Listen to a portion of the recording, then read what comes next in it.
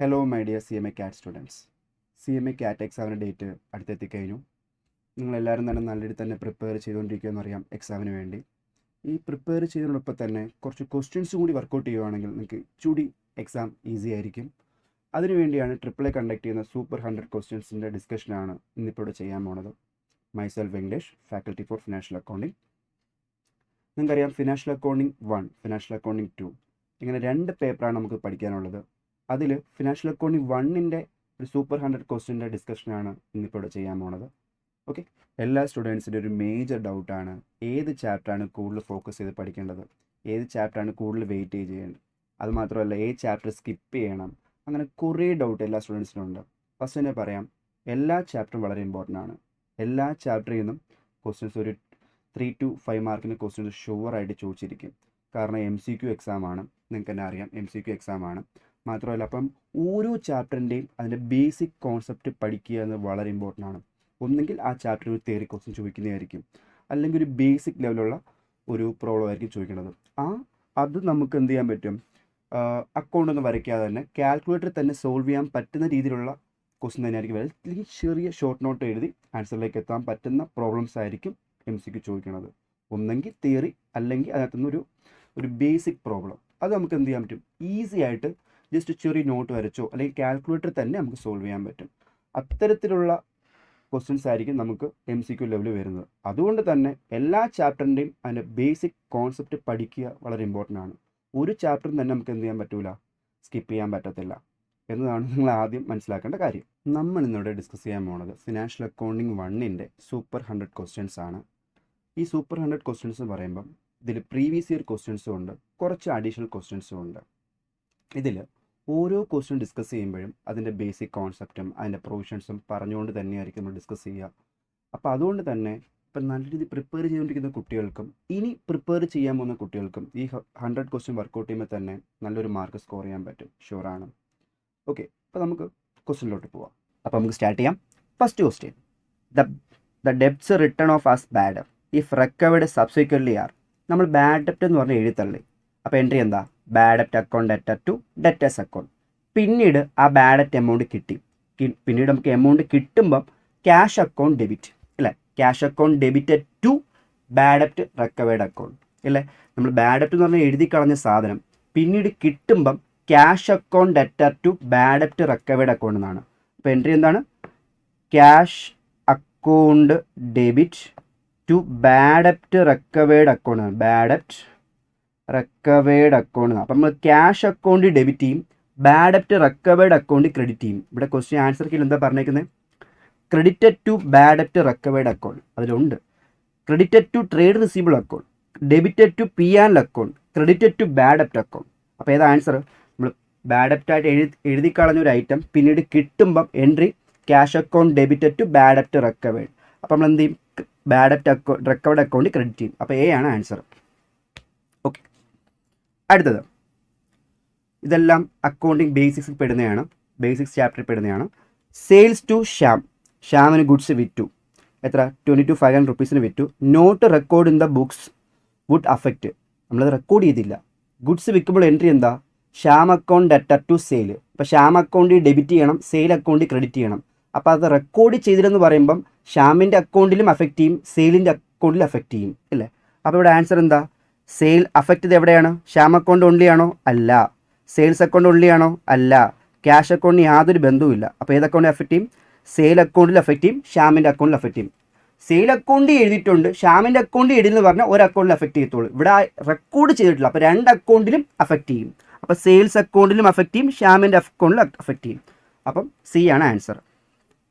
Okay, ഇതും accounting base പ്രോസസ്സിലെ എറേഴ്സിലെ ചാപ്റ്ററിലാണ്. Question 3, difference in the balance as per passbook and cash book may arise on account of BRS, bank റീക്കൽ statement. നമുക്കറിയാം ക്യാഷ് ബുക്കിൻ്റെയും പാസ്ബുക്കിൻ്റെയും ഡിഫറൻസ് വരും. അപ്പോൾ ഏതൊക്കെ സിറ്റുവേഷനിലാണ് വരുന്നതെന്ന് വെച്ച് കഴിഞ്ഞാൽ, ചെക്ക് ഇഷ്യൂ ചെയ്ത് അവൻ ബാങ്കിൽ പ്രസൻറ്റ് ചെയ്തിട്ടില്ല, അപ്പോൾ പണി കിട്ടും. അപ്പം നമ്മുടെ ക്യാഷ് ബുക്ക് നമ്മൾ റെക്കോർഡ് ചെയ്യും, പക്ഷേ ബാങ്കിൽ അത് റെക്കോർഡായിട്ടില്ല. ഓക്കെ, ചെക്ക് ഇഷ്യൂ ചെയ്ത് അത് ഡിസോണർ ആയിപ്പോയി. പിന്നെ ചെക്ക് ഡെപ്പോസിറ്റ് ചെയ്ത് അത് ക്രെഡിറ്റ് ആയിട്ടുണ്ട്, അപ്പോൾ അത് ഓക്കെ. അപ്പോൾ ഏത് സിറ്റുവേഷനിലായിരിക്കും ക്യാഷ് ബുക്കും പാസ്ബുക്കും ഡിഫറൻസ് വരുന്ന ഏത് സിറ്റുവേഷനിലായിരിക്കും, ഓപ്ഷൻ എയിലും ഓപ്ഷൻ ബിയിലുമാണ് ഡിഫറൻസ് വരുന്നത്. കാരണം ഇവിടെ ചെക്ക് ഡെപ്പോസിറ്റ് ചെയ്തു, അത് ക്രെഡിറ്റ് ആയിട്ടുണ്ട്. അപ്പോൾ നമ്മുടെ ക്യാഷ് ബുക്കിൽ റെക്കോർഡ് ആയിട്ടുണ്ട്, ബാങ്കിൻ്റെ പാസ്ബുക്കിൽ റെക്കോർഡ് ആയിട്ടുണ്ട്. അപ്പം ഏതാണ് answer? Both A and B. D ആണ് ആൻസർ. ഓക്കെ, ഡി ആണ് ആൻസർ. അടുത്തത്, income and expenditure account of a non profit organisation is a. Okay, നമ്മൾ നോൺ പ്രോഫിറ്റ് ഓർഗനൈസേഷനിൽ ഒരു ബുക്സ് ഓഫ് അക്കൗണ്ട് പ്രിപ്പയർ ചെയ്യാന്ന് പറയുമ്പം ഒരു ബിസിനസ് എൻറ്റിറ്റി ആണെങ്കിൽ trading, P and balance sheet prepare ചെയ്യും. നോൺ പ്രോഫിറ്റ് ഓർഗനൈസേഷൻ ആണെങ്കിൽ റെസിപ്റ്റ് ആൻഡ് പേയ്മെൻറ്റ് അക്കൗണ്ടും ഇൻകം ആൻഡ് എക്സ്പെൻഡിച്ചർ അക്കൗണ്ടും പ്രിപ്പയർ ചെയ്യേണ്ടി വരും. ഓക്കെ അല്ലേ? ഒന്നെങ്കിൽ റെസിപ്റ്റ് ആൻഡ് പേയ്മെൻറ്റ് അക്കൗണ്ട് അല്ലെങ്കിൽ income and expenditure account. Receipt and payment account എന്ന് പറയുമ്പോൾ സിമിലർ ടു ക്യാഷ് ബുക്കാണ്. Receipt and payment account similar to cash book. അപ്പോൾ അതുകൊണ്ട് തന്നെ അതിന് റിയൽ അക്കൗണ്ട് എന്ന് പറയാം. അപ്പോൾ ഇൻകം ആൻഡ് എക്സ്പെൻഡിച്ചർ അക്കൗണ്ട് എന്ന് പറയുമ്പം similar to P and L അക്കൗണ്ടാണ്. Similar to P and L account. P and L account പ്രത്യേകം എന്താ? അതൊരു നോമിനൽ അക്കൗണ്ട് അല്ലേ? ഡെബിറ്റി ഫുള്ള് എക്സ്പെൻസും ക്രെഡിറ്റി ഫുള്ള് ഇൻകം അല്ലേ? അപ്പോൾ income and expenditure account similar to P and L ആണ്. അതുകൊണ്ട് തന്നെ അതിന് നോമിനൽ അക്കൗണ്ട് എന്ന് പറയാം. അപ്പോൾ ഇവിടെ ഇൻകം ആൻഡ് എക്സ്പെൻഡിച്ചർ അക്കൗണ്ട് ഏത് അക്കൗണ്ടിൽ വരും? ഒരു നോമിനൽ അക്കൗണ്ട് ആണ്. ഓക്കെ, അപ്പോൾ റെസിപ്റ്റ് ആൻഡ് പേയ്മെൻറ്റ് അക്കൗണ്ട് എന്താണ്? റിയൽ അക്കൗണ്ട് ആണ്. ഓക്കെ, അപ്പോൾ ഓപ്ഷൻ എ ആണ് ആൻസർ. അടുത്ത, ഇതെല്ലാം പ്രിപ്പറേഷൻ ഓഫ് ഫിനാൻസ് സ്റ്റേറ്റ്മെൻറ്റ് പെടുന്നതാണ്. Which of the following is and qualitative characteristics of accounting information. ഒരു അക്കൗണ്ടിങ് ഇൻഫർമേഷൻ ഉണ്ടായിരിക്കേണ്ട ക്വാളിറ്റേറ്റീവ് ക്യാരക്ടർ എന്തൊക്കെയാണ്? അത് റെലവൻസ് ആയിരിക്കണം, കമ്പാരബിലിറ്റി ആയിരിക്കണം, അണ്ടർസ്റ്റാൻഡബിലിറ്റി ആയിരിക്കണം, മെറ്റീരിയാലിറ്റി ആയിരിക്കണം. അപ്പോൾ ആൻസർ എന്താ? All of the above. അപ്പോൾ ശ്രദ്ധിക്കുക, ഒരു അക്കൗണ്ടിങ് ഇൻഫർമേഷൻ നമ്മളൊരു അക്കൗണ്ട് ചെയ്തു, അതിന് ഇൻഫർമേഷൻ ഉണ്ടായിരിക്കേണ്ട ക്വാളിറ്റേറ്റീവ് ക്യാരക്ടർ എന്തൊക്കെയാണ്? അത് റെലവൻസ് ആയിരിക്കണം, കമ്പയർ ചെയ്യാൻ പറ്റണം, അണ്ടർസ്റ്റാൻഡബിലിറ്റി ആ ഒരു ഓപ്ഷൻ ഇല്ല, മെറ്റീരിയാലിറ്റി ഉണ്ടായിരിക്കണം, ഓൾ ഓഫ് ദ എബോവ്. അപ്പോൾ ഇതാ answer all of the above ആണ് കേട്ടോ.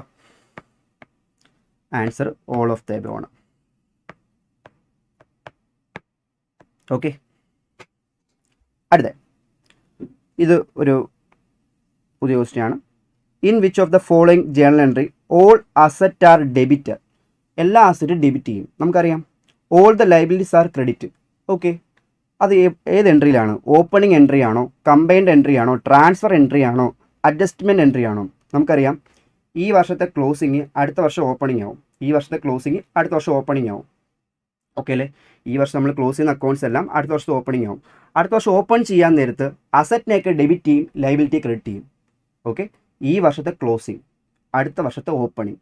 അപ്പോൾ ഓപ്പൺ ചെയ്യാൻ നേരത്ത് അസറ്റിനെയൊക്കെ ഡെബിറ്റ് ചെയ്യും, ലൈബിലിറ്റി ക്രെഡിറ്റ് ചെയ്യും. അപ്പോൾ ഏത് എൻട്രി ആയിരിക്കും? ഓപ്പണിംഗ് എൻട്രി ആയിരിക്കും. ഓപ്പണിംഗ് എൻട്രീസിലായിരിക്കും. ഓക്കെ, അടുത്തത്, which of the funds is subtracted from fund from trading operation. Trading operation subtract ചെയ്യുക എന്താണ്? മൈനസ് ചെയ്യുക. ഓക്കെ അല്ലേ? അപ്പോൾ അത് ഏത് സിറ്റുവേഷനിലാണ്? Operation, fund from operation. ശ്രദ്ധിക്കുക, ഫണ്ട് ഫ്രം ഓപ്പറേഷനിൽ നമ്മൾ ലെസ് ചെയ്ത് കളയണമെങ്കിൽ നോൺ ഓപ്പറേറ്റിംഗ് ആക്ടിവിറ്റി ആയിരിക്കണം, നോൺ ക്യാഷ് എക്സ്പെൻസും ആയിരിക്കണം. അതായത് നമുക്ക് ഫണ്ട് ഫ്രം ഓപ്പറേഷൻ ഇതൊക്കെ നമുക്ക് ഇൻവെസ്റ്റിംഗ് ആക്ടിവിറ്റിയിൽ പെടുന്നതാണ്. അല്ലെങ്കിൽ എന്താ പറയുക, ഈ ഓപ്പറേഷൻ അതായത് ഫണ്ട് ഫ്രം ഓപ്പറേഷൻ നമ്മൾ ലെസ് ചെയ്ത് കളയണമെങ്കിൽ അത് non operating income, non operating income അല്ലായിരിക്കണം. ഓക്കെ, ഇവിടെ പറയുന്നത് loss on sale of investment. Loss on sale of investment, ഒരു ഇൻവെസ്റ്റ്മെൻറ്റ് വിറ്റ് അതിന് നഷ്ടം, അത് ഓപ്പറേറ്റിംഗ് ആക്ടിവിറ്റി കയറിയിട്ടുണ്ടായിരിക്കും.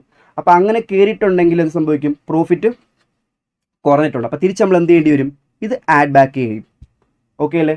കറക്റ്റായ ഓപ്പറേറ്റിംഗ് ആക്ടിവിറ്റിയിലെ എമൗണ്ട് കണ്ടുപിടിക്കണമെങ്കിൽ ഈ എമൗണ്ട് നമ്മൾ തിരിച്ചെന്ത് ചെയ്യും? ആഡ് ബാക്ക് ചെയ്യും. ഇത് ക്യാഷ് ഫ്ലോ കുറച്ച് പറഞ്ഞു തരാൻ പറ്റും. ക്യാഷ് ഫ്ലോയിൽ ഓപ്പറേറ്റിംഗ് ആക്ടിവിറ്റി പഠിച്ചിട്ടുണ്ടെങ്കിൽ നമുക്കിത് ഈസിയായി ട്രാക്ക് ചെയ്യാൻ പറ്റും. അവിടെ ഓപ്പറേറ്റിംഗ് ആക്ടിവിറ്റി കണ്ടുപിടിക്കാൻ രണ്ട് മെത്തേഡുണ്ട്, ഡയറക്റ്റും ഉണ്ട്, ഇൻഡയറക്റ്റ് മെത്തേഡും ഉണ്ട്. അത് ഇൻഡയറക്റ്റ് മെത്തേഡ് ഒരു ചോദ്യമാണിത്. അതിനകത്ത് ഓപ്പറേഷൻ, ഇപ്പോൾ ഓപ്പറേറ്റിംഗ് ആക്ടിവിറ്റി അല്ലെങ്കിൽ തിരിച്ച് നമ്മൾ എന്ത് ചെയ്യുന്നതാണ് ചോദിച്ചേക്കുന്നത്. നോക്കുക, first loss on sale of investment. Loss on sale of investment നഷ്ടമാണ്. അത് അസറ്റ് വിറ്റു, ഇൻവെസ്റ്റ്മെൻറ്റ് അസറ്റ് വിറ്റു, നഷ്ടം വന്നു. അത് ഓപ്പറേറ്റിംഗ് ആക്ടിവിറ്റിയിൽ കയറി പോയിട്ടുണ്ടെങ്കിൽ നമ്മുടെ പ്രോഫിറ്റ് കുറയും. അപ്പോൾ തിരിച്ചത് ആഡ് ബാക്ക് ചെയ്യും. Okay, depreciation non cash expense ആണ്. അപ്പോൾ നോൺ ക്യാഷ് എക്സ്പെൻസ് എന്ന് പറഞ്ഞ് കേട്ടോ നമ്മുടെ പ്രോഫിറ്റ് കുറയും. അപ്പോൾ തിരിച്ച് അതും നമ്മൾ എന്ത് ചെയ്യേണ്ടി വരും? ആഡ് ബാക്ക് ചെയ്യും. ഗുഡ് വിൽ റിട്ടേൺ ഓഫ് ചെയ്യുമ്പോഴും നോൺ ക്യാഷ് എക്സ്പെൻസ് ആണ്. അപ്പോൾ തിരിച്ച് നമ്മൾ എന്ത് ചെയ്യും? ആഡ് ബാക്ക് ചെയ്യും. പിന്നെ profit on sale of investment, ഒരു അസറ്റ് വിറ്റു ലാഭം കിട്ടി, അതെന്താ, നോൺ ഓപ്പറേറ്റിംഗ് ഇൻകം ആണ്, ഓപ്പറേറ്റിംഗ് ഇൻകം അല്ല. അപ്പോൾ അത് നമ്മൾ എന്ത് ചെയ്തിട്ടുണ്ട്, ഓപ്പറേറ്റിംഗിൽ കയറിയിട്ടുണ്ട്. അപ്പോൾ അത് കാരണം നമ്മുടെ പ്രോഫിറ്റ് കൂടിക്കാണും, തിരിച്ച് നമ്മൾ എന്ത് ചെയ്യേണ്ടി വരും, ലെസ് ചെയ്യേണ്ടി വരും. അപ്പോൾ ഏതാണ് answer, profit on sale of investment.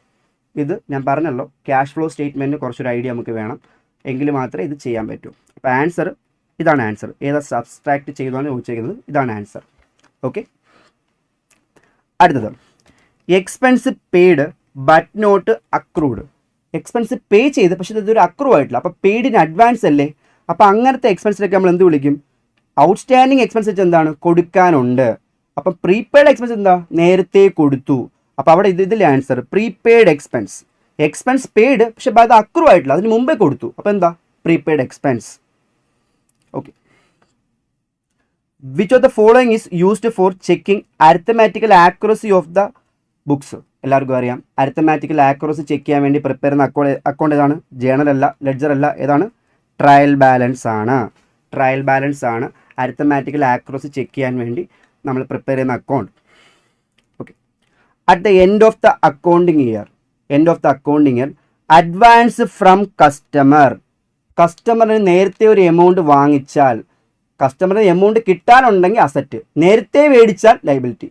ഒരു എമൗണ്ട് കിട്ടാനുണ്ടെങ്കിൽ എന്ത്, അസറ്റ്, നേരത്തെ മേടിച്ചാൽ ലൈബിലിറ്റി. അപ്പോൾ നമ്മൾ എന്ത് ഇവിടെ അഡ്വാൻസ് ഫ്രം കസ്റ്റമറിനെ നേരത്തെ വാങ്ങിച്ചിട്ടുണ്ടെങ്കിൽ അത് നമുക്ക് ലൈബിലിറ്റി ആണ്. അപ്പോൾ ഇവിടെ പോസ്റ്റ് ചെയ്യും, shown in the balance sheet as liability. അപ്പോൾ സി ആണ് ആൻസർ. ഓക്കെ, അടുത്ത question, AS10 is applicable to which one of the following asset?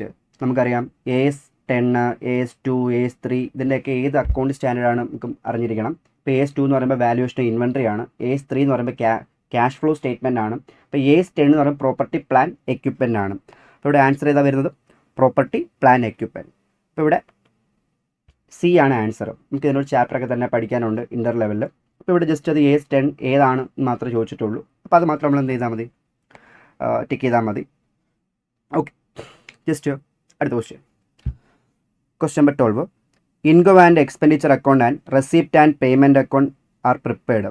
നമുക്കറിയാം ഇൻകം ആൻഡ് എക്സ്പെൻഡിച്ചർ അക്കൗണ്ട് എന്ന് പറയുമ്പോൾ സിമിലർ ടു P&L അക്കൗണ്ടാണ്.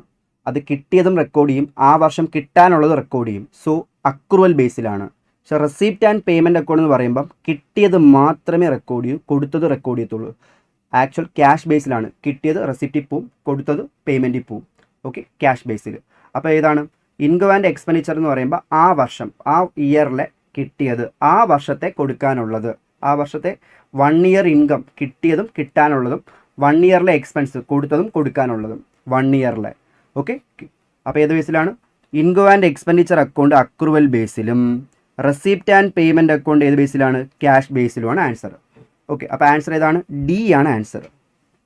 ഓക്കെ, ഇവിടെ നമുക്ക് കുറേ ഓപ്ഷൻ തന്നിട്ടുണ്ട്. ക്യാഷ് ബേസിൽ ഏത് മാത്രമേ വരൂ, റെസിപ്റ്റ് ആൻഡ് പേയ്മെൻറ്റ് അക്കൗണ്ട് മാത്രമേ വരൂ. അക്രൂവൽ ബേസിൽ ഏതാണ് വരുന്നത്, ഇൻകം ആൻഡ് എക്സ്പെൻഡിച്ചർ അക്കൗണ്ടാണ് വരുന്നത്. പിന്നെ പറഞ്ഞേക്കുന്നത് income and expenditure account cash ബേസിലും receipt and payment account accrual ബേസിലാണ്. ഓർഡർ തെറ്റല്ലേ, ഇൻകം ആൻഡ് എക്സ്പെൻഡിച്ചർ അക്കൗണ്ടാണ് അക്രൂവൽ ബേസിൽ, പിന്നെ റെസിപ്റ്റ് ആൻഡ് പേയ്മെൻറ്റ് അക്കൗണ്ടാണ് ക്യാഷ് ബേസിൽ, ഓൺലി ക്യാഷ് ബേസ്. ഓക്കെ, അടുത്ത, which of the following subsidiary books is both journal and ledger. ഏത് സബ്സിഡറി ബുക്കാണ് ജേണലും ലെഡ്ജറിലും വരുന്നത്, ഏത് ബുക്കാണ്, ജേണൽ പ്രോപ്പർ ആണോ, അല്ല. ബില്ല് റിസീവബിൾ ബുക്കാണോ, അല്ല. സെയിൽസ് ഡേ ബുക്കാണോ, അല്ല. പിന്നെ ഏതാണ്, ക്യാഷ് ബുക്കാണ് എന്ത്, ബോത്ത് ജേണലിലും ലെഡ്ജറിലും വരുന്നത് സബ്സിഡറി ബുക്ക്. ഓക്കെ, ക്യാഷ് ബുക്കാണ്. ഇത് പ്രീവിയസ് ഇയറിലും ചോദിച്ചിട്ടുണ്ട് ഈ ക്വസ്റ്റ്യൻ. അപ്പോൾ ആൻസർ ക്യാഷ് ബുക്കാണ് ആൻസർ, ക്യാഷ് ബുക്ക്. ഓക്കെ, അടുത്തത്, in the dash method of depreciation. അപ്പോൾ ഡിപ്രീസിയേഷൻ ചാപ്റ്ററിൻ്റെ ക്വസ്റ്റ്യൻ ആണ്. In the dash method of depreciation the rate of allocation is constant. Rate കോൺസ്റ്റൻ്റാണ്. അപ്പോൾ 10% ആണെങ്കിൽ 10% തന്നെ ആയിരിക്കും. യൂഷ്വലി ഫിക്സഡ് പെർസെൻറ്റേജ് ആണ്. ഓ ആയിക്കോട്ടെ. But the amount allocated for every year gradual decrease. നമുക്ക് വേണമെങ്കിൽ ഒരു എക്സാമ്പിൾ കാണിച്ചു തരാം. ഇപ്പം 10% ആണ് ഡിപ്രീസിയേഷൻ. നമുക്കറിയാം ഡിപ്രീസിയേഷൻ കണ്ടുപിടിക്കാൻ ഒരുപാട് സ്ട്രേറ്റ് ലൈൻ മെത്തേഡുണ്ട്, റിട്ടേൺ ഡൗൺ വാല്യൂ അങ്ങനെ കുറേ മെത്തേഡുണ്ട്. അതിൽ സ്ട്രേറ്റ് ലൈൻ മെത്തേഡ് ആണെങ്കിൽ എല്ലാ വർഷവും എമൗണ്ട് സെയിം ആയിരിക്കും. Okay, return down value method ആണെങ്കിൽ ഇപ്പോൾ ഫോർ എക്സാമ്പിൾ 10,000 രൂപയുടെ അസറ്റാണ്, 10% ആണ് റേറ്റ് എന്ന് പറയുമ്പം 1000 രൂപ. അപ്പോൾ എത്ര വരും, 9,000 വരും. ഓക്കെ, സ്ട്രേറ്റ് ലൈൻ മെത്തേഡ് ആണെങ്കിൽ അടുത്ത വർഷവും 1000 തന്നെ വരും, ഇനിയുള്ള എല്ലാ വർഷവും 1000 തന്നെ വരും. പക്ഷേ റിട്ടേൺ ഡൗൺ വാല്യൂ മെത്തേഡ് ആണെങ്കിൽ ഈ റേറ്റ് ഫിക്സർ ആണ്. അടുത്ത വർഷം എത്ര ആയിരിക്കും? ഈ 9000 10%, അപ്പോൾ എത്ര വരും? 900 വരും. അപ്പോൾ എത്ര വരും? 8100 വരും. അടുത്ത വർഷം 810, ഈ 8100 10%. നോക്കിക്കോണേ, ഇവിടെ റേറ്റ് കോൺസ്റ്റൻ്റ് ആണ്, ഡിപ്രീസിയേഷൻ എമൗണ്ട് ഗ്രാജുവലി ഡിക്രീസ് ആവുമല്ലേ? ഏത് മെത്തേഡ് പ്രകാരം? റിട്ടേൺ ഡൗൺ വാല്യൂ മെത്തേഡ് പ്രകാരം. അപ്പോൾ ഇവിടെ ഏതാ ആൻസർ? ഏതാണ്? Return down value. ഇവിടെ ശ്രദ്ധിക്കുക, അലോക്കേഷൻ കോൺസ്റ്റൻ്റ് എന്ന് പറയുമ്പോൾ ഫിക്സഡ് പെർസെൻറ്റേജ് എന്ന് പറയുമ്പോൾ ചാടിക്കൽ ഫിക്സഡ്, അപ്പോൾ എല്ലാ വർഷവും സെയിം. അപ്പോൾ ഏതാ? Straight line. തെറ്റാണ്. എന്ത്?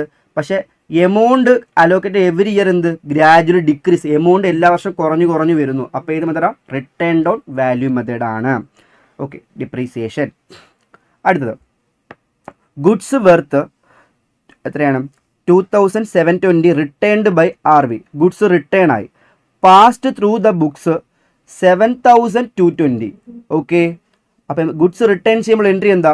ഗുഡ്സ് റിട്ടേൺ ചെയ്യുമ്പം sales return account debtor to RV എന്നല്ലേ എഴുതേണ്ടത്? RV.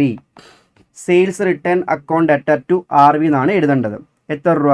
2720. എത്ര രൂപ റെക്കോർഡ് ചെയ്തേക്കുന്നേ? ഇട്ടത് കറക്റ്റ് തന്നെ, പക്ഷേ എമൗണ്ട് എന്ത് പറ്റി? എമൗണ്ട് കൂടിപ്പോയി. നമുക്കറിയാം, ഡെബിറ്റ് ചെയ്യാൻ വിട്ടു നമ്മൾ ഡെബിറ്റ് ചെയ്യും, ക്രെഡിറ്റ് ചെയ്യാൻ വിട്ടു ക്രെഡിറ്റ് ചെയ്യും. ഡെബിറ്റ് കൂടിപ്പോയിട്ടുണ്ടെങ്കിൽ നമ്മൾ എന്ത് ചെയ്യും? കുറയ്ക്കാൻ ക്രെഡിറ്റ് ചെയ്യണം. ഡെബിറ്റ് കൂടിപ്പോയിട്ടുണ്ടെങ്കിൽ കുറയ്ക്കാൻ ക്രെഡിറ്റ് ചെയ്യണം. ക്രെഡിറ്റ് കൂടിപ്പോയിട്ടുണ്ടെങ്കിൽ കുറയ്ക്കാൻ ഡെബിറ്റ് ചെയ്യണം. ഇവിടെ എമൗണ്ട് എഴുതിയപ്പോൾ എത്രയായിപ്പോയി? 7220 രൂപയാണ് റെക്കോർഡ് ചെയ്തേക്കുന്നത്. എമൗണ്ട് കൂടിപ്പോയില്ലേ? എമൗണ്ട് കൂടിപ്പോയി. അപ്പോൾ ഇതിന് എന്ത് ചെയ്യണം? ഈ എൻട്രി റിവേഴ്സ് ചെയ്യണം. അപ്പോൾ എൻട്രി എന്താ? RV account debtor to sales return. എത്ര രൂപയാണ് കൂടിപ്പോയത്? 2720 മൈനസ് 7220 ചെയ്യുമ്പോൾ എത്രയാണ്? എത്ര കൂടിപ്പോയി? 4500 രൂപ കൂടിപ്പോയി അല്ലേ? അപ്പോൾ RVയുടെ അക്കൗണ്ടിൽ ഡെബിറ്റ് ചെയ്യണം, സെയിൽസ് റിട്ടേൺ അക്കൗണ്ടിൽ ക്രെഡിറ്റ് ചെയ്യണം. ഇവിടെ ക്വസ്റ്റ്യൻ ഇങ്ങനത്തെ എൻട്രീസ് ഒന്നും എൻട്രി ആണ് പറഞ്ഞിരിക്കുന്നത്, എൻട്രി ടിക്ക് ചെയ്താൽ മതി. പക്ഷേ ക്വസ്റ്റ്യൻ എന്താ പറഞ്ഞേക്കുന്നത്? RVയുടെ അക്കൗണ്ട് ഡെബിറ്റഡ് ടു 4500. ശരിയാണ്ട് RV അക്കൗണ്ട് ഡെബിറ്റ് 4500. വേറെ ഓപ്ഷനൊന്നും ഇല്ലല്ലോ. അപ്പം RVയുടെ അക്കൗണ്ട് ഡെബിറ്റ് 2220. തെറ്റ്. RVയുടെ അക്കൗണ്ട് ക്രെഡിറ്റ്. തെറ്റ്. RVയുടെ അക്കൗണ്ട് ക്രെഡിറ്റ്. തെറ്റ്. അപ്പോൾ ഏതാ?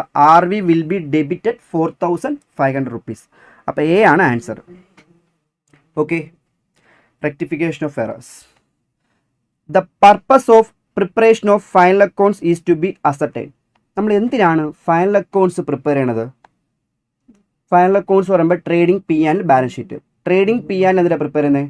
നമ്മളെ റിസൾട്ട് അറിയാൻ വേണ്ടി, അല്ലെ പ്രോഫിറ്റ് ഓർ ലോസ് അറിയാൻ വേണ്ടിയും. ബാലൻസ് ഷീറ്റ് പ്രിപ്പയർ ചെയ്ത് ഫിനാൻഷ്യൽ പൊസിഷൻ അറിയാൻ വേണ്ടിയുമാണ്. അപ്പോൾ എന്തൊരു ആൻസർ? പ്രോഫിറ്റ് ഓർ ലോസിന് വേണ്ടി മാത്രമാണോ? അല്ല.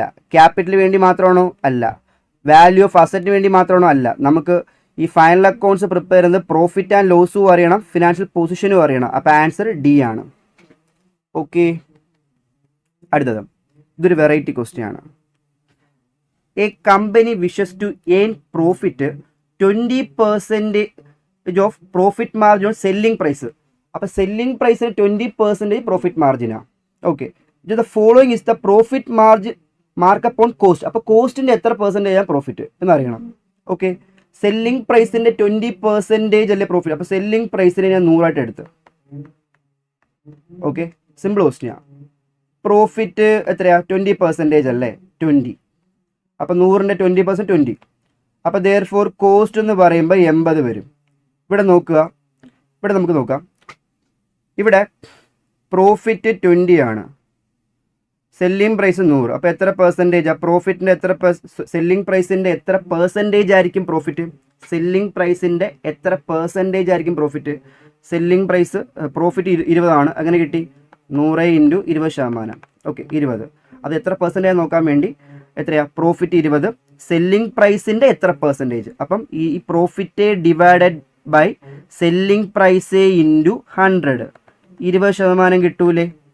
ഇനി പ്രോഫിറ്റ് കോസ്റ്റിൻ്റെ എത്ര പെർസെൻറ്റ് അറിയാൻ വേണ്ടി എന്ത് ചെയ്താൽ മതി? പ്രോഫിറ്റ് 20 അല്ലേ, കോസ്റ്റ് എത്രയാണ്? 80 അല്ലേ, ഇൻറ്റു 100 അടിച്ചാൽ മതി. അപ്പോൾ എത്ര കിട്ടും? 20 ഡിവൈഡഡ് ബൈ 80 ഇൻറ്റു 100 എത്രയായിരിക്കും? 25%. ഓക്കെ, അതായത് പ്രോഫിറ്റ് 20% സെല്ലിംഗ് പ്രൈസ് 100 എടുത്തു, പ്രോഫിറ്റ് എത്രയാണ്? 20ആണ്, കോസ്റ്റ് 80ആണ്. ഓക്കെ, അത് അപ്പം പറയാം ഈ പ്രോഫിറ്റ് സെയിൽസിൻ്റെ എത്ര പെർസെൻറ്റേജാണ്? പ്രോഫിറ്റ് 20ആണ്, സെയിൽസ് 100ആണ്, അപ്പോൾ എത്ര 20%? എങ്കിൽ കോസ്റ്റിൻ്റെ എത്ര പെർസെൻറ്റേജ് ആയിരിക്കും? അപ്പോൾ എന്ത് ചെയ്താൽ മതി? പ്രോഫിറ്റ് 20, കോസ്റ്റ് 80 ഇൻറ്റു 100 അടിച്ചാൽ മതി.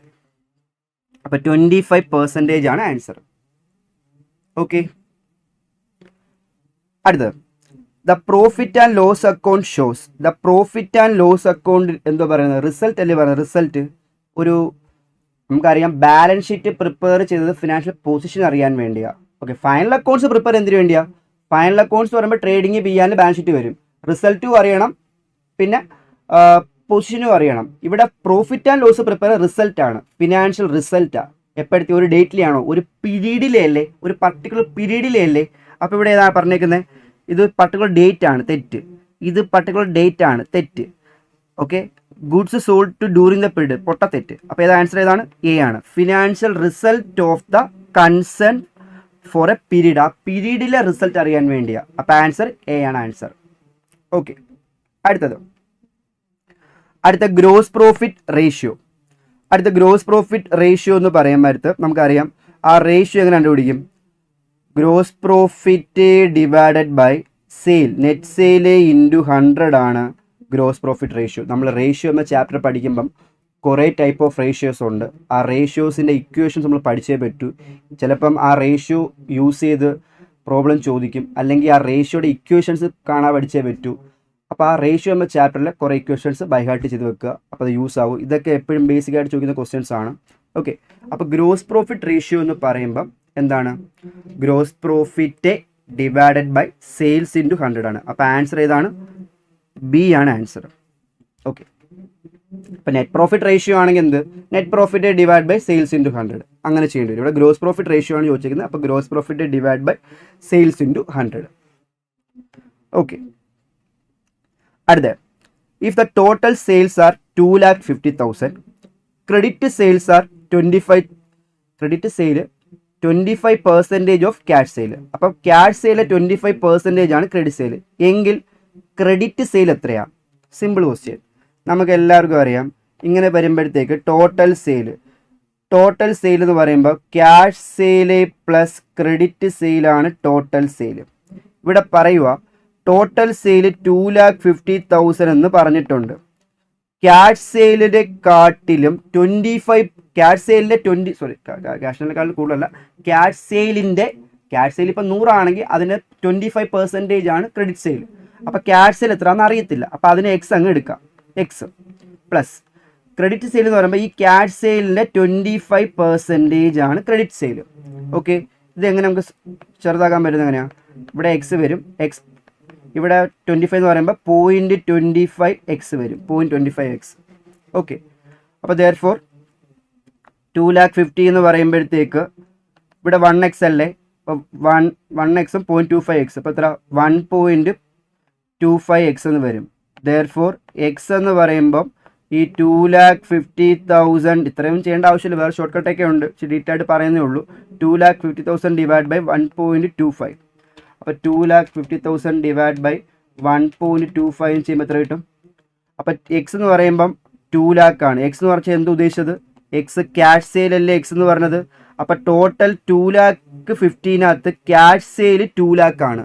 അപ്പോൾ ബാക്കി അപ്പോൾ therefore ക്രെഡിറ്റ് സെയിൽ എത്രയായിരിക്കും? ടോട്ടൽ സെയിൽ 2,50,000, അതിനകത്ത് ക്യാഷ് സെയിൽ 2 lakh. അപ്പോൾ ബാക്കി 50,000 രൂപ എന്തുവാ? ക്രെഡിറ്റ് സെയിൽ ആയിരിക്കും. അപ്പോൾ therefore ആൻസർ എ ആണ് ആൻസർ. 50,000 ക്രെഡിറ്റ് സെയിലാണ്. എന്ത്? ക്രെഡിറ്റ് സെയിൽ ആൻസർ 50,000 ആണ്. എങ്ങനെ കണ്ടുപിടിച്ചാൽ മനസ്സിലായല്ലോ? Okay, next question. Decrease in current asset will be treated as. നമുക്കറിയാം കറണ്ട് അസറ്റ് കുറയുവാണെങ്കിൽ എന്ത് സംഭവിക്കും? ഇപ്പോൾ ഫോർ എക്സാമ്പിൾ പറഞ്ഞുതരാം. ഇപ്പോൾ ഒരു സ്റ്റോക്ക് നമുക്കൊരു 10,000 രൂപ സ്റ്റോക്ക് ഉണ്ടായിരുന്നു. ക്ലോസിങ് ആയപ്പോൾ സ്റ്റോക്ക് ഒരു 8,000 രൂപയായിട്ട് മാറി. സ്റ്റോക്ക് കുറയുന്ന സ്റ്റോക്കിന് വിറ്റ് കാണത്തില്ലേ? സ്റ്റോക്ക് കറണ്ട് അസറ്റ് അല്ലേ? ആ കറണ്ട് അസറ്റ് കുറഞ്ഞു. കറണ്ട് അസറ്റ് കുറഞ്ഞാൽ വിറ്റ് കാണുമ്പോൾ ക്യാഷ് കിട്ടും. ഫണ്ട് വരുമല്ലേ? അപ്പോൾ ആൻസർ എന്താണ്? സോഴ്സ് ആണ്. ഫണ്ട് വരുവാണെങ്കിൽ സോഴ്സ് ആണ്. ഇപ്പോൾ ഇൻ കേസ് സ്റ്റോക്കിൻ്റെ വാല്യൂ കൂടി എന്ന് പറയുമ്പോൾ എന്ത് സംഭവിച്ചു? നമ്മൾ വാങ്ങിച്ച് കാണും. അപ്പോൾ എന്താണ്? ആപ്ലിക്കേഷനാണ്. അപ്പോൾ ഇവിടെ decrease in current asset will be source of ഫണ്ടാണ്. ഓക്കെ, ഫണ്ട് വരുവാണ്. ഇൻക്രീസ് ഇൻ കറണ്ട് അസറ്റ് ആണ് ആയിരുന്നുവെങ്കിൽ ആപ്ലിക്കേഷൻ ഓഫ് ഫണ്ടാണ്. അപ്പോൾ ചിലപ്പോൾ തിരിച്ചു വരാം എക്സാമിന്. അപ്പം ഡിക്രീസ് ഇൻ കറണ്ട് അസറ്റ് കുറഞ്ഞ ഫണ്ട് വരികയാണ്, കറണ്ട് അസറ്റ് കൂടിയാൽ ഫണ്ട് പോവുകയാണ്. ഓക്കെ, അടുത്ത which one of the following is not a prepared by non profit organisation. ഒരു നോൺ പ്രോഫിറ്റ് ഓർഗനൈസേഷൻ ആണെങ്കിൽ നമ്മൾ ഏതൊക്കെ അക്കൗണ്ട് പ്രിപ്പയർ ചെയ്യേണ്ടി വരാം? ഒന്നെങ്കിൽ റെസിപ്റ്റ് ആൻഡ് പേയ്മെൻറ്റ് അക്കൗണ്ട്, അല്ലെങ്കിൽ ഇൻകം ആൻഡ് എക്സ്പെൻഡിച്ചർ അക്കൗണ്ട്, അല്ലെങ്കിൽ ബാലൻസ് ഷീറ്റ്. ഓക്കെ, അപ്പോൾ ഇവിടെ ഏതാണ്?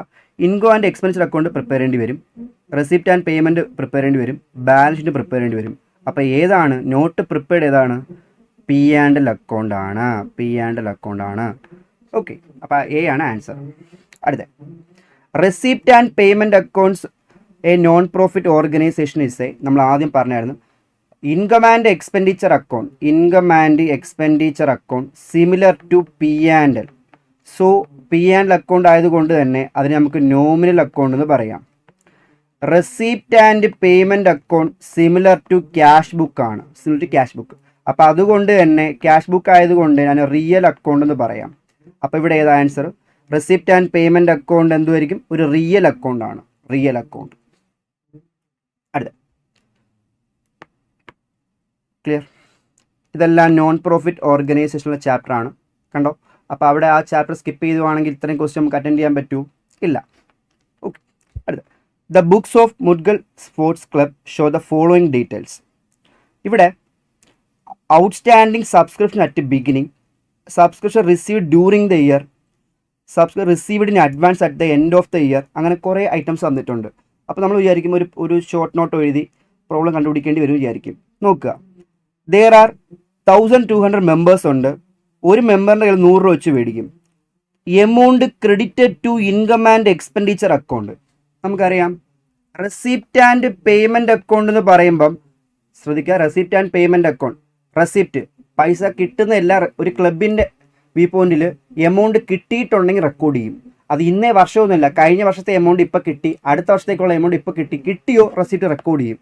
പക്ഷേ ഇൻകം ആൻഡ് എക്സ്പെൻഡിച്ചർ അക്കൗണ്ട് എന്ന് പറയുമ്പം ഈ ഇൻകത്തിൽ ഈ വർഷം കിട്ടിയതും ഈ വർഷം കിട്ടാനുള്ളതും മാത്രമേ റെക്കോർഡ് ചെയ്യത്തുള്ളൂ. 1 ഇയർ ഇൻകം, 1 ഇയറിൽ, ഈ വർഷം ഏത് ഫിനാൻഷ്യൽ ഇയറിലാണോ ചെയ്യുന്നത് ആ വർഷത്തെ കിട്ടിയതും ആ വർഷം കിട്ടാനുള്ളതും ആ വർഷം കൊടുത്തതും ആ വർഷത്തെ കൊടുക്കാനുള്ളതും ആ 1 ഇയറിൽ മാത്രമേ റെക്കോർഡ് ചെയ്യത്തുള്ളൂ. അപ്പോൾ ഇവിടെ ചോദിച്ചേക്കുന്നത് എന്താ ചോദിച്ചേക്കുന്നത്?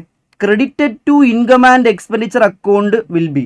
Income and expenditure account credit, ഇൻകത്തിൽ ഇൻകം ആൻഡ് എക്സ്പെൻഡിച്ചർ അക്കൗണ്ട് എന്ന് പറയുമ്പം ഡെബിറ്റ് സൈഡ് എക്സ്പെൻസും ക്രെഡിറ്റ് സൈഡ് ഇൻകോ. അവിടെ ഇൻകോ എന്ന് പറഞ്ഞ് നമ്മൾ റെക്കോർഡ് ചെയ്യണമെങ്കിൽ 1 ഇയർ ഇൻകോ ആയിരിക്കുമല്ലോ, 1 ഇയർ ഇൻകോ ആയിരിക്കും. ഇവിടെ 1 ഇയർ ഇൻകോ എങ്ങനെ കണ്ടുപിടിക്കും? കൂട്ടി നമുക്ക് ഔട്ട്സ്റ്റാൻഡിങ് എൻഡ് കൂട്ടണം, ബിഗിനിങ് കുറയ്ക്കണം, അങ്ങനെ കുറേ ഐഡിയാസ് ഒക്കെ ഉണ്ട്. പക്ഷെ ഇവിടെ അതൊന്നും വേണ്ട. ഇവിടെ എത്ര മെമ്പർ ഉണ്ട്?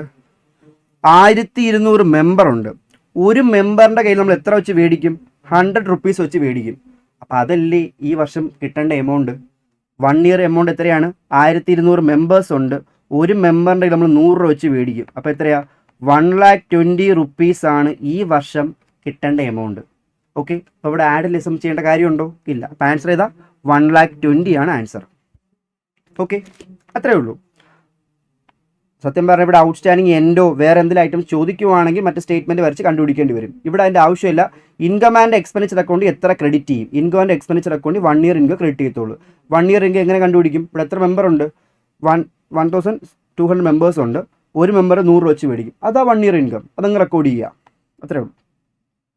അടുത്ത മിസ്റ്റർ മക്കു പർച്ചേസ്ഡ് ഗുഡ്സ് 1,20,000 ഗുഡ്സ് വാങ്ങിച്ച ടൈമിൽ ഫോർ ക്യാഷിനാണ് വാങ്ങിച്ചത്. 10% ട്രേഡ് ഡിസ്കൗണ്ട് കിട്ടി. 10% ട്രേഡ് ഡിസ്കൗണ്ട് കിട്ടി. 5% ക്യാഷ് ഡിസ്കൗണ്ടും കിട്ടി. Trade discount, cash. നമ്മൾ ട്രേഡ് ഡിസ്കൗണ്ട് ബുക്കിൽ റെക്കോർഡ് ചെയ്യില്ല. ഇപ്പോൾ 1,20,000 സാധനം നമ്മളിപ്പം ഓഫറിൽ കാണും. 1,20,000 സാധനം ഇപ്പം നമ്മൾ അവിടെ വെട്ടിയിട്ട് ഒരു ഡിസ്കൗണ്ട് എമൗണ്ട് വെച്ചിരിക്കും. അപ്പോൾ നമ്മൾ 1,20,000 ആണെങ്കിൽ പോലും ആ ഡിസ്കൗണ്ട് എമൗണ്ട് കുറച്ചിട്ടുള്ളതായിരിക്കും, നമ്മൾ പേയ്മെൻറ്റ് കൊടുത്താൽ മതി. അപ്പോൾ ഇവിടെ 1,20,000 എമൗണ്ട് ഉണ്ട്. ഈ 1,20,000 ആണ് വില. ഇപ്പോൾ അത് മേടിക്കുവാണെങ്കിൽ അതിന് 10% ട്രേഡ് ഡിസ്കൗണ്ട് കിട്ടും. Trade discount. അപ്പോൾ 1,20,000 മൈനസ് 10% ചെയ്യുമ്പോൾ എത്ര കിട്ടും? 1,08,000 റുപ്പീസ് ആയിരിക്കും നമ്മൾ പേയ്മെൻറ്റ് കൊടുക്കേണ്ടത്. ആ പേയ്മെൻറ്റ് കൊടുക്കുന്ന ടൈമിൽ കിട്ടുന്ന ഡിസ്കൗണ്ട് ആണ് ക്യാഷ് ഡിസ്കൗണ്ട്. ഇവിടെ നമ്മളപ്പം ഗുഡ്സ് എത്ര രൂപയ്ക്ക് വാങ്ങിച്ചു? 1,20,000 ഗുഡ്സ് ആണ്. പക്ഷെ നമ്മുടെ കയ്യിൽ എത്ര രൂപയ്ക്ക് കിട്ടിയത്? 1,08,000 റുപ്പീസിനാണ് കിട്ടിയത്. 1,20,000 ആണ്. ഇപ്പം നിങ്ങൾ എടുക്കുവാണെങ്കിൽ 10% കുറച്ച് തന്നാൽ മതി. അപ്പം നമ്മൾ എത്ര രൂപയ്ക്ക് നമ്മൾ പർച്ചേസ് ചെയ്ത് എത്ര രൂപയ്ക്കാണ്? 1,08,000 റുപ്പീസാണ് പർച്ചേസ് ചെയ്തേക്കുന്നത്. അപ്പോൾ പർച്ചേസ് അക്കൗണ്ടിൽ നമ്മൾ ഡെബിറ്റ് എന്ന് പറഞ്ഞാൽ എത്ര രൂപ കാണിക്കും? 1,08,000. 1,20,000 ഗുഡ്സ് ആണ്. ട്രേഡ് ഡിസ്കൗണ്ട് ബുക്ക് റെക്കോർഡ് ചെയ്യത്തില്ല, അത് കുറച്ചിട്ടുള്ള എമൗണ്ടേ റെക്കോർഡ് ചെയ്യത്തുള്ളൂ. അപ്പോൾ 1,08,000. ഇനി അത് പേയ്മെൻറ്റ് കൊടുക്കാൻ നേരത്തെ എത്ര? 5% കുറച്ച് കൂടും. അത് is A cash discount received ആണ്. ഓക്കെ. അപ്പോൾ 1,08,000 റുപ്പീസാണ് നമ്മൾ റെക്കോർഡ് ചെയ്യുന്നത്. അടുത്തത്, which of the following item does not match with the receipt and payment account? Receipt and payment account പറ്റി കുറച്ച് കാര്യം പറയാം. റെസിപ്റ്റ് ആൻഡ് പേയ്മെൻറ്റ് അക്കൗണ്ട് എന്ന് പറയുമ്പം similar to cash book. First point, similar to cash book ആണ്. അതുകൊണ്ട് തന്നെ ഇതിന് റിയൽ അക്കൗണ്ട് എന്ന് പറയും. 3, ക്യാപിറ്റൽ നേച്ചർ ഐറ്റംസും എടുക്കും, റവന്യൂ നേച്ചർ ഐറ്റംസും എടുക്കും. ക്യാപിറ്റൽ നേച്ചർ എന്ന് പറയുമ്പോഴത്തേക്ക് ഒരു അസറ്റ് മേടിച്ച് അസറ്റ് വിറ്റ്, ഇതെല്ലാം ക്യാപിറ്റൽ നേച്ചറാണ്. റവന്യൂ നേച്ചർ പറയുമ്പോൾ സാലറി കിട്ടി, റെൻറ്റ് കൊടുത്ത്, സബ്സ്ക്രിപ്ഷൻ എമൗണ്ട് കിട്ടി കൊടുത്തു, ഇതെല്ലാം എന്ത്? റവന്യൂ നേച്ചർ ഐറ്റംസ് ആണ്. ഓക്കെ. അപ്പോൾ ഇവിടെ ക്യാപിറ്റൽ നേച്ചർ ഐറ്റംസും എടുക്കും, റവന്യൂ നേച്ചർ ഐറ്റംസും എടുക്കും. സിമിലർ ടു ക്യാഷ് ബുക്ക് ആണ്, റിയൽ അക്കൗണ്ട് ആണ്. ഓക്കെ. ഇനി നമുക്ക് നോക്കാം. First, which of the following is not match അല്ലാത്ത വെച്ചിരുന്നത് എന്തുവാ? സമ്മറൈസ്ഡ് ക്യാഷ് ബുക്ക് ആണല്ലോ, ആണ്. It is record revenue transaction only. Answer കിട്ടി. റവന്യൂ നേച്ചർ മാത്രമാണ് റെക്കോർഡ് ചെയ്യുന്നത്? അല്ല, ക്യാപിറ്റൽ നേച്ചറും റെക്കോർഡ് ചെയ്യും. അപ്പോൾ ഏതാ ആൻസർ? ഇവിടെ ബി ആണ്. ഇതിനകത്ത് റെസിപ്റ്റ് ആൻഡ് പേയ്മെൻറ്റുമായിട്ട് മാച്ച് അല്ലാത്തത്. ബാക്കി ചുമ്മാ വായിച്ചു നോക്കാം. പർപ്പസ് ഫോർ റിയൽ അക്കൗണ്ട് ആണ്. റെക്കോർഡ് ക്യാഷ് ബേസിലാണ്, ക്യാഷ് ബേസിൽ മാത്രം റെക്കോർഡ് ചെയ്യത്തുള്ളൂ, അക്രൂവൽ ബേസിൽ റെക്കോർഡ് ചെയ്യത്തില്ല. ഓക്കെ. അപ്പോൾ ആൻസറും ബി ആണ് ആൻസർ. റവന്യൂ ട്രാൻസാക്ഷൻ മാത്രമല്ല, ക്യാപിറ്റൽ നേച്ചർ ഐറ്റംസ് റെക്കോർഡ് ചെയ്യും. ഓക്കെ. അടുത്തത് കണ്ടിജന്റ് ലയബിലിറ്റി. ഇവിടെ കണ്ടിജന്റ് ലയബിലിറ്റി നമ്മൾ എന്ത് ചെയ്യും? Balance sheet liability side record ചെയ്യത്തില്ല. കണ്ടിജന്റ് ലയബിലിറ്റീസ് ഒന്നും ബാലൻസ് ഷീറ്റിൻ്റെ ലയബിലിറ്റി സൈഡ് റെക്കോർഡ് ചെയ്യത്തില്ല. കൊടുക്കാനുള്ള ലയബിലിറ്റീസ്. ഓക്കെ. ലയബിലിറ്റി ആവാതിരിക്കാം. പിന്നെ അസറ്റ് സൈഡ് എന്തായാലും റെക്കോർഡ് ചെയ്യത്തില്ല. പിന്നെ ഈ കണ്ടിജന്റ് ലയബിലിറ്റീസ് എല്ലാം ബാലൻസ് ഷീറ്റിന് അടിയിൽ ഫുട് നോട്ടായിട്ട് നമ്മൾ റെക്കോർഡ് ചെയ്യത്തുള്ളൂ. മറന്നു പോകരുത്. കണ്ടിജന്റ് ലയബിലിറ്റി ആണെങ്കിൽ ബാലൻസ് ഷീറ്റിൻ്റെ ഫുട് നോട്ടായിട്ട് നമ്മൾ റെക്കോർഡ് ചെയ്യൂ. അപ്പോൾ ആൻസർ സി ആണ്. ഓക്കെ. ക്ലിയർ? ജസ്റ്റ് നോട്ട് ചെയ്യണം. കണ്ടിജന്റ് ലയബിലിറ്റി ബാലൻസ് ഷീറ്റിൻ്റെ ലയബിലിറ്റി സൈഡിൽ എഴുതൂല, എന്ത് ചെയ്യത്തുള്ളൂ? ഫുട് നോട്ടായിട്ട് നമ്മൾ റെക്കോർഡ് ചെയ്യത്തുള്ളൂ. അടുത്ത question number 28. Which of the following is an investing activity? ഒരു ഇൻവെസ്റ്റിംഗ് ആക്ടിവിറ്റി എന്ന് പറയുമ്പോൾ ക്യാഷ് ഫ്ലോയിൽ പെടുന്നതാണ്. ഇപ്പോൾ ക്യാഷ് ഫ്ലോയിൽ തന്നെ 3 ആക്ടിവിറ്റി ഉണ്ട്. Operating activity, investing activity, financing activity. ഇതിൽ ഇൻവെസ്റ്റിംഗ് ആക്ടിവിറ്റി എന്ന് പറയുമ്പോൾ ഒരു അസറ്റ് മേടിക്കുകയോ അസറ്റ് വിൽക്കുകയോ ചെയ്ത ഇൻവെസ്റ്റിംഗ് ആക്ടിവിറ്റിയാണ്. ഇൻട്രസ്റ്റും ഡിവിഡൻറ്റും കിട്ടുന്നത് ഇൻവെസ്റ്റിംഗ് ആക്ടിവിറ്റിയാണ്. അങ്ങനെ ഇൻവെസ്റ്റിംഗ് ആക്ടിവിറ്റി കണ്ടുപിടിക്കുന്ന ചിലപ്പോൾ പ്രോബ്ലം ചോദിക്കാം, അല്ലെങ്കിൽ ഇൻവെസ്റ്റിംഗ് ആക്ടിവിറ്റി ഏതാണെന്ന് കണ്ടുപിടിക്കാനുള്ള പ്രോബ്ലം ചോദിക്കാം, ഒരു തിയറി ചോദിക്കാം. അതാണ് ഇപ്പോൾ നമ്മൾ ചെയ്യാൻ പോകുന്നത്. അപ്പോൾ ഇൻവെസ്റ്റിംഗ് ആക്ടിവിറ്റി എന്ന് പറയുമ്പോൾ ഒരു അസറ്റ് മേടിച്ചോ അസറ്റ് വിറ്റോ പിന്നെ ഇൻട്രസ്റ്റോ ഡിവിഡൻറ്റോ കിട്ടുന്നത്, ഇതെല്ലാം എന്താണ്? ഇൻവെസ്റ്റിംഗ് ആണ്. ഇവിടെ നോക്കുക, പേയ്മെൻറ്റ് ഓഫ് വേജസ് കൊടുത്ത്, ഇതൊക്കെ എന്താ ആക്ടിവിറ്റി? വേജസ് കൊടുക്കുന്നതൊക്കെ ഓപ്പറേറ്റിംഗ് ആക്ടിവിറ്റിയാണ്. ലോണ് റീപേയ്മെൻറ്റ് ലോൺ കൊടുത്തു, ലോണൊക്കെ ഏത് ആക്ടിവിറ്റിയാണ്? ഫിനാൻസിങ് ആണ്. പർച്ചേസ് ഓഫ് ഫിക്സഡ് അസറ്റ്, ഞാൻ പറഞ്ഞില്ലേ, ഫിക്സഡ് അസറ്റ് മേടിക്കുകയോ ഫിക്സഡ് അസറ്റ് വിൽക്കുകയോ ഇൻട്രസ്റ്റ് കിട്ടുകയോ ഡിവിഡൻറ്റ് കിട്ടുന്നതോ ഇതെല്ലാം ഇൻവെസ്റ്റിംഗ് ആണ്. അപ്പോൾ ഇൻട്രസ്റ്റ് പെയ്ഡ്, ഡിവിഡൻറ്റ് പെയ്ഡ്, ഇതെല്ലാം ഫിനാൻസിങ് ആണ്. ഓക്കെ. അപ്പോൾ ഇവിടെ purchase of fixed asset. Okay. അടുത്ത് proprietary ratio is calculated by using. Proprietary ratio is അപ്പോൾ പ്രൊപ്രൈറ്ററി റേഷ്യോ വെച്ചാൽ പ്രൊപ്രൈറ്റർ ഫണ്ട് എന്ന് പറയുമ്പോൾ ഷെയർ ഹോൾഡേഴ്സ് ഫണ്ട്. അപ്പോൾ ഷെയർ ഹോൾഡേഴ്സ് ഫണ്ട് ഇവിടെ കിടപ്പാണ് നമുക്ക് നടക്കുന്നത്. Shareholders fund divided by total tangible asset. നമുക്ക് കുറേ പേരുണ്ട് ഇതിന് തന്നെ. ഞാൻ പറഞ്ഞില്ലേ, റേഷ്യോ എന്ന ചാപ്റ്ററിൽ നിന്ന് ഈ റേഷ്യോസ് യൂസ് ചെയ്ത് ഒരു ബാലൻസ് ഷീറ്റ് പ്രിപ്പയർ ചെയ്യാൻ പറഞ്ഞത്. ഇവിടെ അതൊന്നും ഇല്ല. ഈ റേഷ്യോ യൂസ് ചെയ്ത് നമ്മൾ എന്ത് ചെയ്യും? ഒരു ബാലൻസ് ഷീറ്റ് തന്നിട്ട് റേഷ്യോ കാൽക്കുലേറ്റ് ചെയ്യാൻ പറയും. അല്ലെങ്കിൽ ആ റേഷ്യോയുടെ ഇക്വേഷൻസ് ചോദിക്കും. ഓക്കെ. ബേസിക് ലെവലുള്ള റേഷ്യോ ക്വസ്റ്റ്യൻസ് ആയിരിക്കും വരുന്നത്. ഇവിടെ ഇക്വേഷൻസ് മാത്രമേ ചോദിക്കുന്നുള്ളൂ. അപ്പോൾ പ്രൊപ്രൈറ്ററി റേഷ്യോ എന്താണ്, അതിൻ്റെ ബേസിക് ഇക്വേഷൻ എന്താണ്, ഒരു ഐഡിയ നമുക്ക് വേണം. ഓക്കെ. ഇതൊക്കെ ജസ്റ്റ് ബൈ ഹാർട്ട് ചെയ്യേണ്ട കാര്യങ്ങളാണ്, വേറെ ഓപ്ഷനൊന്നുമില്ല. കുറേ ഇക്വേഷൻസ് ആ റേഷ്യോ എന്ന ചാപ്റ്ററിൻ്റെ ഫ്രണ്ട് പേജിൽ തന്നെ കുറേ റേഷ്യോസ് ഉണ്ട്. ആ റേഷ്യോയുടെ ബേസിക് ഇക്വേഷൻസ് ഉണ്ട്. അത് പഠിച്ചേ പറ്റൂ, വേറെ ഓപ്ഷൻ ഇല്ല. ഓക്കെ, അപ്പോൾ proprietary ratio proprietor fund. Proprietor എന്ന് പറയുമ്പോൾ എന്താ? Shareholders. അപ്പോൾ shareholders fund divided by total tangible asset ആണ് ആൻസർ. ഓക്കെ, നിങ്ങൾ അതിലെടുത്ത് നോക്കിയാൽ മനസ്സിലാവും. ജസ്റ്റ് ഇക്വേഷൻസ്, അതിൻ്റെ ഇക്വേഷൻ മാത്രമാണ് ചോദിച്ചിരിക്കുന്നത്, ജസ്റ്റ് നോട്ട് ചെയ്യുക. അടുത്ത which of the following is not an accounting concept. Accounting concept അല്ലാത്ത ഏതാണെന്ന് പറഞ്ഞേക്കുന്നത്? കൺസിസ്റ്റൻസി അക്കൗണ്ടിങ് കോൺസെപ്റ്റ് ആണ്. എന്നുവെച്ചാൽ എന്താ? സ്ഥിരത. കൺസർവേറ്റിസം, റെക്കോർഡ് നമ്മൾ എന്ത് ചെയ്യും? നമുക്കുണ്ടാകാൻ ചാൻസ് ഉള്ള ലോസ് റെക്കോർഡ് ചെയ്യും, പ്രോഫിറ്റ് റെക്കോർഡ് ചെയ്യത്തില്ല. കൺസിസ്റ്റൻസി വെച്ച് എന്താണ്? സ്ഥിരത. നമ്മളൊരു മെത്തേഡോ പോളിസിയോ ചൂസ് ചെയ്യുന്നുണ്ടെങ്കിൽ അത് കൺസിസ്റ്റൻസി ആയിട്ട് പൊയ്ക്കൊണ്ടിരിക്കും. പിന്നെ മണി മെഷർമെൻറ്റ്, മണി ഐറ്റംസ് മാത്രം റെക്കോർഡ് ചെയ്യും. ഇതെല്ലാം അക്കൗണ്ടിങ് കോൺസെപ്റ്റിൽ വരുന്നതാണ്. അപ്പോൾ answer none of the above. None of the above ആണ് ആൻസർ. എല്ലാം അക്കൗണ്ടിങ് കോൺസെപ്റ്റ് തന്നെയാണ്. Okay, question number 31. Financing activities related to. എന്താണ് ഫിനാൻസിങ് ആക്ടിവിറ്റി? ഇപ്പോൾ issue of shares, issue of debentures, redemption of shares, redemption of debentures, പിന്നെ dividend paid, interest paid, ഇതെല്ലാം financing activity പെടുന്നതാണ്. Capital, borrowing capital, loan repayment, ഇതെല്ലാം financing ആക്ടിവിറ്റിയാണ്. ഇപ്പോൾ ഇവിടെ എന്താ പറഞ്ഞത്? Buying long term asset. അസറ്റൊക്കെ മേടിക്കുന്നത് ഏതാണ്? ഇൻവെസ്റ്റിംഗ് ആക്ടിവിറ്റിയാണ്. Transaction affecting capital and borrowings. Selling goods and service ഒക്കെ എന്താണ്? ഓപ്പറേറ്റിംഗ് ആണ്. പർച്ചേസ് ഓഫ് ഇൻവെൻട്രി ഒക്കെ മേടിക്കുന്നതെല്ലാം ഓപ്പറേറ്റിംഗ് ആണ്. ഇവിടെ എന്താണ് പറഞ്ഞേക്കുന്നത്? Transaction affecting capital and borrowings. ക്യാപിറ്റലിനെയും ബോറോയിങ്സിനെ അഫക്റ്റ് ചെയ്യുന്നതെല്ലാം ഇവിടെ വരുന്നത് ഫിനാൻസിങ് ആണ്. അപ്പോൾ ഇവിടെ ആൻസർ ഏതാണ്? ബി ആണ് ആൻസർ. ഒരു ക്യാപിറ്റലിനെയും ബോറോയിങ്സിനെയും നമ്മളിപ്പം ലോൺ എടുക്കുക, ഡിബഞ്ചർ ഇഷ്യൂ ചെയ്യുക, ഇതിനെല്ലാം അഫക്റ്റ് ചെയ്യുന്നത് ഫിനാൻസിങ് ആക്ടിവിറ്റിയാണ്. ഓക്കെ, അടുത്തത്. അപ്പോൾ ഇവിടെ question number 32. The total asset of a ഫേമിൽ ടോട്ടൽ അസറ്റ് 8,20,000 ഉണ്ട്. അതിൽ ഫിക്സഡ് അസറ്റ് 5,90,400 ആണ്. What will the percentage of current asset on total asset? Okay, current അസറ്റിൻ്റെ പെർസെൻറ്റേജ് എത്രയാണ് ചോദിച്ചിരിക്കുന്നത്? സിമ്പിളാണ്. ഇപ്പോൾ ഇവിടെ 5,90,400 റുപ്പീസ് എന്തുണ്ട്? ഫിക്സ് അസറ്റ് ഉണ്ട്.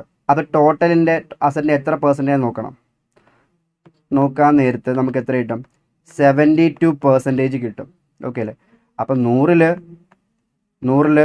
ഫിക്സഡ് അസറ്റ് 72% ആണെങ്കിൽ ബാക്കി 28% എന്തുമായിരിക്കും?